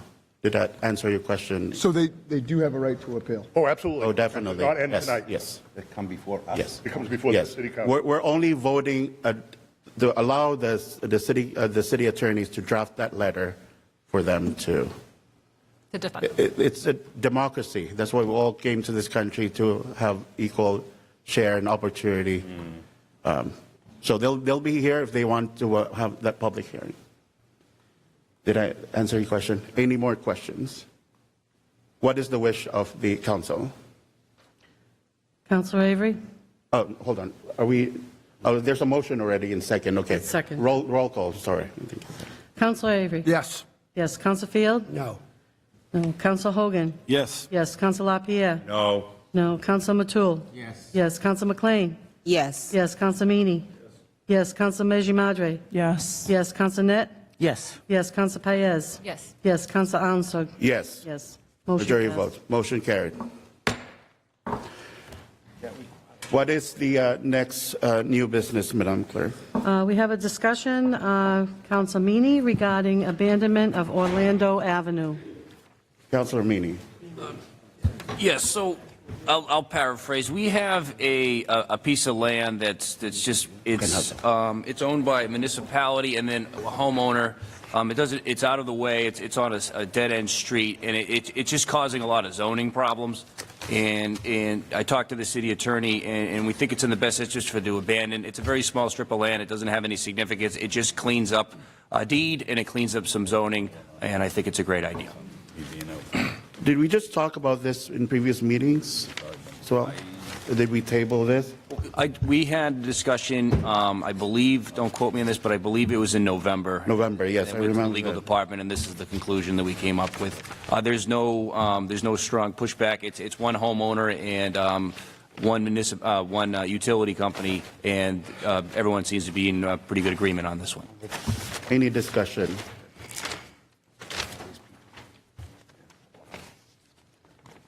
Are we- What is, Motion to initiate the abandonment of this property. okay, motion to initiate, to request the law department in regards to the abandonment of Orlando Avenue. Any second? Second. Second, roll call, please, Madam Clerk. Counselor Avery? Yes. Yes, Counselor Field? Yes. Yes, Counselor Hogan? Yes. Yes, Counselor LaPierre? Yes. Yes, Counselor Matul? Yes. Yes, Counselor McLean? Yes. Yes, Counselor Meany? Yes. Yes, Counselor Meji Madre? Yes. Yes, Counselor Net? Yes. Yes, Counselor Payaz? Yes. Yes, Counselor Ansug? Yes. Motion carries. Any other new business? I do. Councilor McLean. I have an invite for the council to the North Shore Adult Healthcare 17th anniversary on 191 North Common Street, Friday, well, this Friday, the 30th at 10:30 a.m. Thank you, Councilor McLean. Any other announcements? What is the wish of the council, Councilor Net? Make a motion to adjourn. Second? Seconded.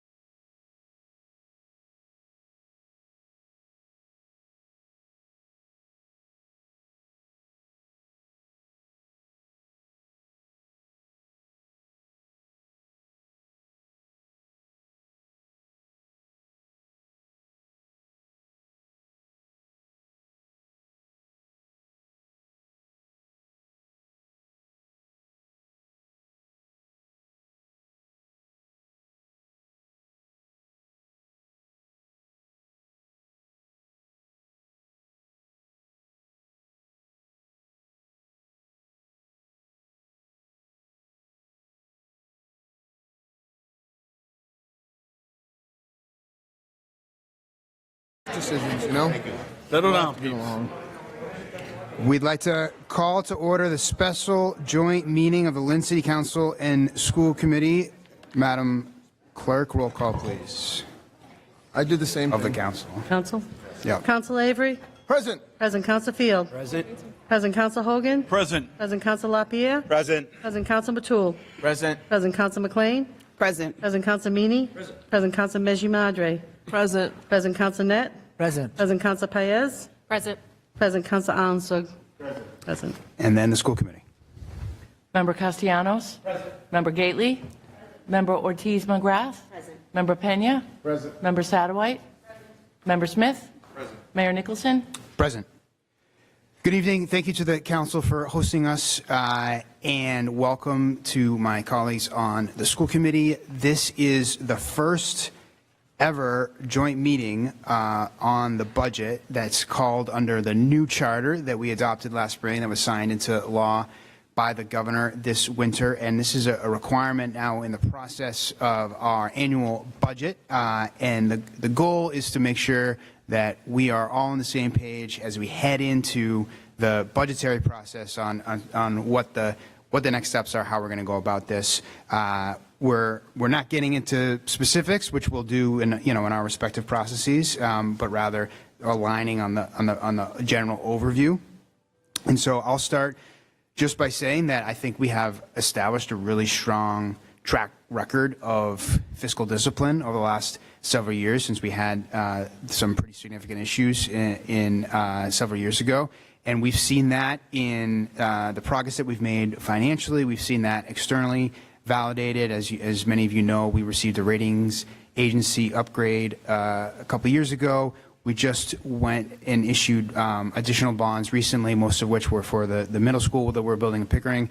And S&P just reaffirmed that ratings that we had received, which is great news. As you also know, we paid off the bonds that we had been given by the state to balance the budget several years ago, and as a result exited the state oversight that we were under. So solid progress. But also, as you know, the really significant fiscal pressures that we are experiencing are continuing in full force on the both on the city and the school side, really rapidly increasing cost of health insurance, are significant pension costs, as well as the general inflationary effects that we've seen in the economy, all take a toll, and we're somewhat limited by our ability to raise revenue under Proposition 2.5 on the city side, and really without an ability to raise revenue on the school side. The school side is dealing with the budget they're allocated, which is primarily driven by the decisions made at the state level around the funding of education and the allocation of that funding. So that's where we are in terms of having made a lot of progress, but continuing to experience the same fiscal pressures, which, by the way, are experienced by communities across Massachusetts. And that's a theme that you will hear discussed, I'm sure, in lots of these meetings, because we're all dealing with these pressures. The charter sets out this process that this meeting happens now, which we are doing for the first time. The charter also calls for the Lynn Public Schools budget to be submitted in advance of the city budget submission to the council to help make sure that it all comes together the way we want it. And so as a result, the Lynn Public Schools will be submitting its budget in mid-April, which means they'll have their public hearing in mid-March, which is earlier in the year than we've done in the past. Superintendent Cohen has done a wonderful job explaining that, I think, to myself and our colleagues. We've heard a couple presentations already about the new timeline, what that means. And so we've gone into detail with the committee, with the school committee, about what that process is, and we'll ask Superintendent Cohen to give a general overview of that. And then the city budget will be submitted to the city council in May, like we've done in years past. And I've already been in conversations with Councilor President Alan Sugg and Councilor Matul about that process. So this evening, what we'll do, given that general overview, what we'll do is we'll invite our CFO to give an overview of the city finance process, Superintendent Cohen to give an guidance of the school finance process, and then we'll close with asking the director of our capital projects unit, Mike Donovan, to give an overview of our capital plan process. We're not getting into specifics really, but where we are in that process. That was one of the other major changes in our fiscal procedures that we adopted in the charter to separate out our capital planning and our budgetary document. We've always had those documents. In the past, they've kind of been rolled into the same document. And so this is, we hope will allow for more transparency on the capital side. And Mike and his team have been working on putting that together. If folks have clarifying questions, as we go, feel free, but then we'll also leave time at the end for any questions. Sound okay? All right, let's start with Michael Bertino.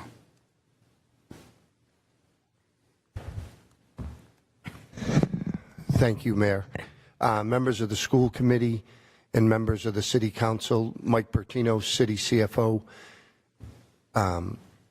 As the mayor stated, this is kind of our kickoff to the budget process under the new charter. So what I have done is prepared our general budget instructions and submitted that out to all departments throughout the city. And what that does is that just details what we need from them, and it offers them an opportunity to ask for various items during the budget process. There's also a timeline that we'll follow. With that, we'll be able to watch the expenditures closely. And on the other side of the equation is the revenues. And right now, we're waiting for the governor to officially submit her budget, which is due hopefully later this week. We're anxious to read the words behind the budget to find out what direction she's going in. There's a fair amount of uncertainty, and that's kind of the word everybody's using, the uncertainty. And we'll look at that and we'll work together throughout the next 90 to 100 days, putting together a budget that meets the needs of both the school department and the city departments. Great. Thank you. Thank you, Michael. Thank you. Superintendent Cohen.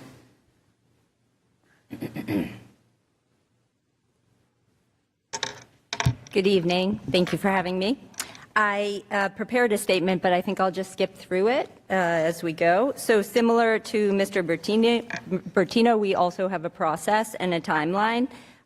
With our budget being one of the largest in the city, we are encouraging a lot of stakeholder voice. And so we want to make sure that every single dollar represents advancing student achievement. And so tonight I just want to review quickly that timeline and the fiscal context that the mayor alluded to. So the process began in October by analyzing student enrollment data and reviewing our programs. January through March are our busiest months. In January, school and district leaders present their proposals, having previously solicited their stakeholders' voices as well. Next week and the week after, we'll be holding open budget forums, which is posted on our website and we'll push out through social media. Over these months, we'll also hear from the LPAC, CPAC, Principals Cabinet, Teachers Cabinet, and in February and March, we'll curate all of those proposals. On March 12th, we'll present to school committee the final budget proposal before coming to you, and then for that month, that will be open for public review. We'll go back and forth, and on April 9th, we'll ultimately present the budget. I do want to say that we are constantly looking at enrollment, staffing needs, efficiencies, and the funding requests, again, to make sure that we are meeting the needs of all of our students.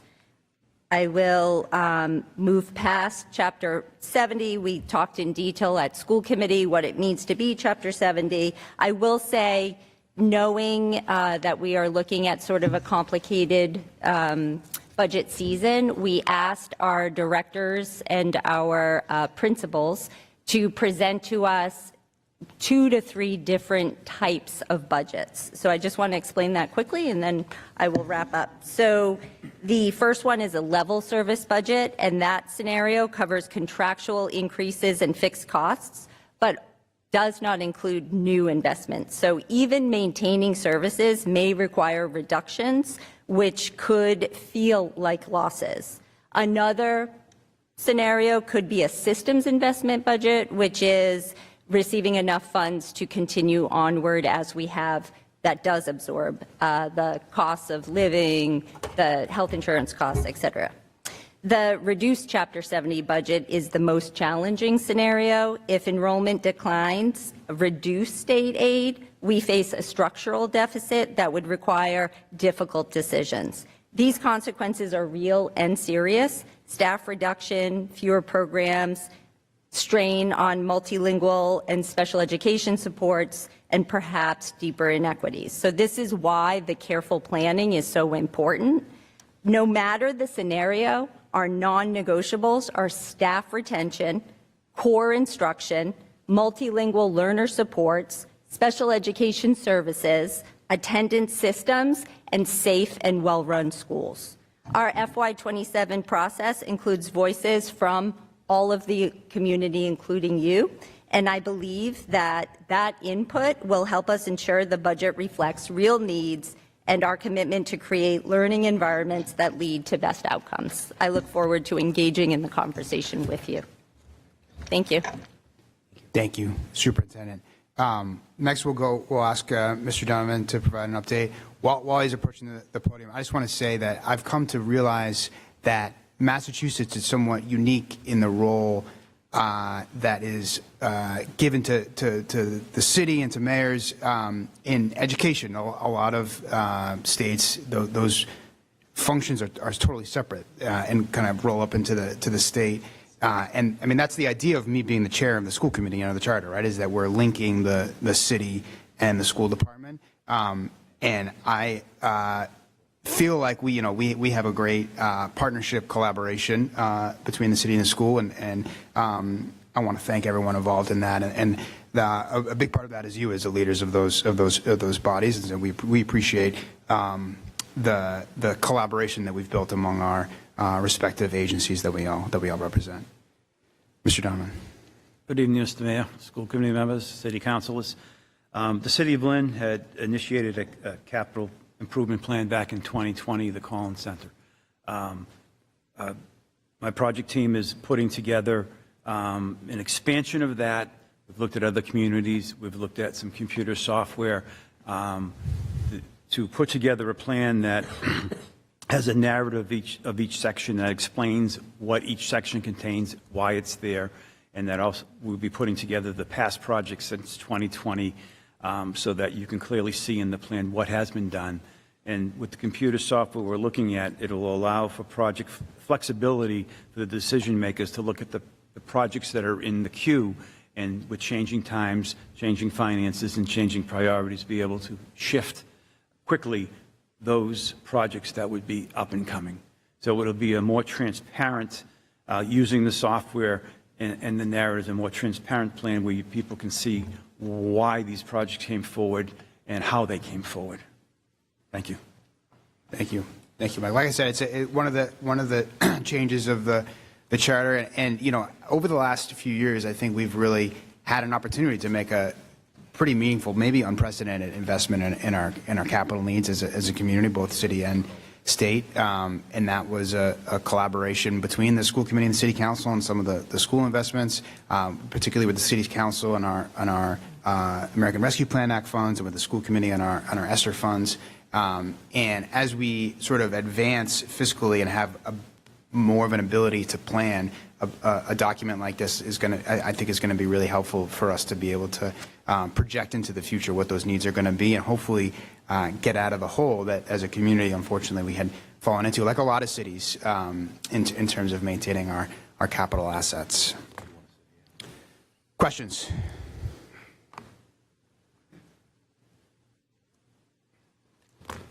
All right. So we will have the regularly scheduled updates that are already planned for the school committee. Yeah, Councilor. Mayor, I'm sorry, I'm a little delayed, but I heard Dr. Cohen speak about enrollment. Enrollment is critical to all of this, as she has stated. I know there's numbers that carry us through like October 1 reporting and then up to present day. Do you have any idea, an approximation of how many kids we're talking and what that equals in dollars for FY27? So we do have the October 1st enrollment numbers, and that is we're down about 400 students, 480 students. Almost 500. So almost 500 students, and we don't know what the exact dollar amount impact that's going to be, because that will be a function of the governor's budget, but there will be an impact, even if it's not a decrease. It is going to affect. It's going to be a decrease from what it would have been otherwise had enrollment continued to grow. And based on just under the most conservative numbers of FY25 or 26, we're talking in the range of $18,000 per pupil expenditure. So it's safe to say this could be a $10 million donut in the budget, if it is forecasted out to be that amount. Right. Well, so and this is the challenge of creating a comparison, because it's a $10 million as compared to what it would have been otherwise. Right. Right. But the governor controls what the per student allocation is. So if the per student, depending on where the per student allocation goes, will determine what the year-over-year increase is. And am I correct in assuming we are still eligible to get the SOA, the Student Opportunity Act money, in the last year of this fiscal year? Correct. Yeah, this is the last year of a 6 or 7 year implementation of the Student Opportunity Act. This is the last year. Because we're going to flatline years perhaps in the future. Right. Right. And Councilor Lapierre, as you might imagine, this has been a frequent topic of discussion on the school committee in terms of first of all, they asked the Student Opportunity Act funds to begin with, and you recall everyone who were around there that push, and also all the discussions we've had about how to allocate those funds. They were much needed. It was a significant investment and increase, and I think we've made some great investments, and our people have really stepped up to deliver increased services that were needed by our students. But we knew this was coming. I think we tried to be really disciplined with our ESSER funding to be able to think about how we make the investments that we're making with the ESSER funding sustainable, and some of the SOA money helped us to maintain those services. But for a district our size, for the year-over-year increases from the Student Opportunity Act to disappear is a significant impact to the district and the budget.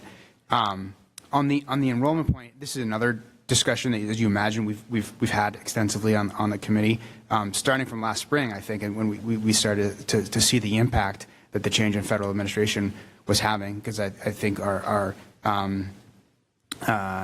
hypothesis is that's a major driver of the change that we're seeing. And so we have been in discussions with the state and with our colleagues, including the American Federation of Teachers Massachusetts and other similar cities, about sort of pushing for some kind of mechanism for the state to mitigate the impact of that. And we do have language that we're working with our state delegation. During COVID, districts similarly had a drop in enrollment, and we're going to suffer the financial impacts of that. The state stepped in and created a fund to spread to districts that had that drop in enrollment to try to smooth it out a little bit. We think there's a great case to be made that should happen here. However, as you know, that even if the state were to do something on that, we wouldn't know for several months, and so that's not money that we can really book and count as revenue as we start this budgetary process. So we have been pushing to it. We will continue to push for it. And there may be a moment where we ask the council and the school committee to step into that as well, as you've done in the past, as we make that the case for those investments. But that's coming. Yeah, and I understand that's dependent on grant funded and application based. So there'll be a lot of needs on the Chelseas and Lynns and Bostons and so forth who are suffering enrollment. I have one other comment. I know traditionally you're very good at trying to get this council the budget, and Dr. Cohen referenced her timeline. And we enjoy reading the Lynn School Department budget, I will say, because it's very clean and very clear, and it shows school by school all of the line items and so forth. We would love to get something similar on the city side. I know the systems don't talk at times, but obviously having the budget in a timely manner this year of all years right after Healy announces it tomorrow. I believe it will go to the House in a February, March type of time frame, and then the Senate in April, May. So I just can't emphasize enough that the more information we get as electeds, the sooner the better around the fiscal crisis that is going to hit us and how bad it's going to hit us. We'll be able to prepare us jointly, both school committee and council, to work together to make the impacts as minimal as we possibly can. And I mean reductions in our positions and people when I say making it as minimal impact as we can. So there might be a lean time, but we have to band together, both bodies of government, to make sure that we're on the front lines and we know what's happening so that we can absorb these cuts properly. Thank you. Yeah, no, thank you, Councilor LaPierre. And yeah, we did lay out the process, and as you know, in the past, we have made those deadlines and sought to have that dialogue, and we will certainly continue that this year. I think we're happy to hear whatever, any kind of feedback on the budget itself, the document. I got Member Gately, then Member Pena, Member Castellanos. I do think it's worth noting the structure of each side is quite different in terms of how they allocate, spend, and track the money. The school department is a much larger operation on the personnel side, probably 5 or 6 times the size at least. And so you get that breakdown because it's like they're bigger units, right? And you break them out into schools. So it's a lot of the city expenses are more dynamic. For example, health insurance is such a large cause, and you just don't know what that number is going to be. And so our financial team goes to great lengths working with external vendors to try to project and estimate those. But it's not something, we don't have like $5,000 for knee surgeries, and it doesn't get broken down like that. So that's part of the difference there. And then, the other thing I'd say is there is certainly a possibility that we are entering into a very trying fiscal climate. And because of the nature of the funding, sometimes what happens on the city side is different than what happens on the school side. You recall that was exactly the dynamic probably 3 or 4 years ago, as the Student Opportunity Act was like ramping up. The school department had lots of funds, and the city was coming out of the brink of receivership and was essentially cutting. We were starting with a structural deficit every year, it's entirely possible that will be flipped. There was more of a challenge on the school department side last time. I think, as we just talked about, we could have a significant challenge this spring. So there'll be different dynamics. And I would say, I think it's important to have transparency. It's important to have dialogue. We also have a separation of powers that are set forth in the charter. And I think it's important for all of us to respect that and honor that. And the will of the voters, really. The voters have put the folks into these positions with that in mind, those different responsibilities. So I had Member Gately, Member Pena, and Member Castellanos. Well, Mr. Mayor, I just want to remind us, all of us, that the Student Opportunity Act came to us because the formula that the state was using was flawed. So there was a flaw in that formula. They corrected it. We got paid back money that made our communities equal.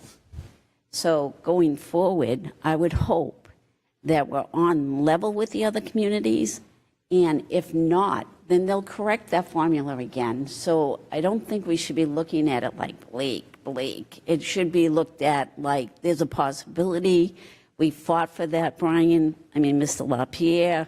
We fought for the Student Opportunity Act, and if we have to fight for it again, we will, because we need to have equity amongst the communities. So that's how we got the Student Opportunity Act. That's why we have all the money that we have now.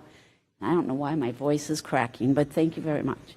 Yeah, no, thank you, Member Gately. I really appreciate that. And, it's always nice to have a dose of optimism. I feel comfortable saying that we will have to fight for it. Just knowing where this is headed. And, I look forward to partnering with all of you in that. and in some ways, that's exactly right. So that the idea of that Student Opportunity Act was to catch us up and sort of make the formula reflect what the actual cost of educating a student is. But in some ways, we're now in the position that every other communities was in before, and saying that just the basic year-over-year allocation to education is not enough to keep pace with cost. And if we're in a world where we're getting a per student allocation increase, which is what the non-Student Opportunity Act communities were getting, it's going to be a huge challenge, because that doesn't nearly cover what just the contractual increases are for the school department. We're aware of those challenges, and as is our delegation, and they've been tremendous partners in pushing this. I've also tried to partner with other communities and groups like the MMA or the AFT or whatever to push this. But this is coming, I think, after the SOA. And I agree with you. It doesn't mean that they're not going to fix it, but we got to tell them to fix it, of course. Member Peña, then Member Castellanos. Thank you, Mr. Mayor. Thank you, everyone who presented the numbers. And so just to echo exactly what I was going to touch on, we have, rising cost of living and things, we have a different cost, and things are a little more expensive now. So that formula needs to be changed, and we got to fight for it. Another thing, can we have the new charter rules, the new joint charter, can that be sent to us, and send it to Mary, so we can get the new and everyone's role? Yeah, absolutely. Mm-hmm. Yep. Member Castellanos. Obviously, I want to say thank you to everyone for being here, for the collaboration. We have to wait for the governor to release her numbers. I know everyone here is in suspense and anticipate, and obviously a reduction. And I have a lot of faith in the dialogue that we're here trying to open up. I do feel, an impact assessment. I know Superintendent Cohen has done a fabulous job providing us the reality, right, that we're in. I would ask that when we do generate our impact assessment and we dive deep into our priorities on the school committee, as a collective body, we'll be receiving our process, going through our process, and I really would like to have those impact assessments really laid out and clear as we, proceed for the final phase of the budget process for our city councilors too, just to know. I think in the past, they get our budget. And that, not every time, every council's at every meeting. As you know, we have really long meetings. So sometimes they might not catch every detail. But I would love to just open up transparency, just so everyone's aware of where we're coming from, especially if we're looking at reductions. And as Dr. Cohen, Superintendent Cohen just mentioned, that we're looking at really difficult decisions that we have to make. But we're grounded in principle of transparency, and obviously we're opening up the public process. It's coming up very soon, but I do ask that impact assessments are really prioritized and really laid out what that looks like. So yeah, thank you. Just to remind Member Castellanos, this is the council. We're not having a long meeting. Any other questions? All right, I'm going to entertain a motion to adjourn. Motion adjourned. Second, all in favor? Awesome. Coco. Guys.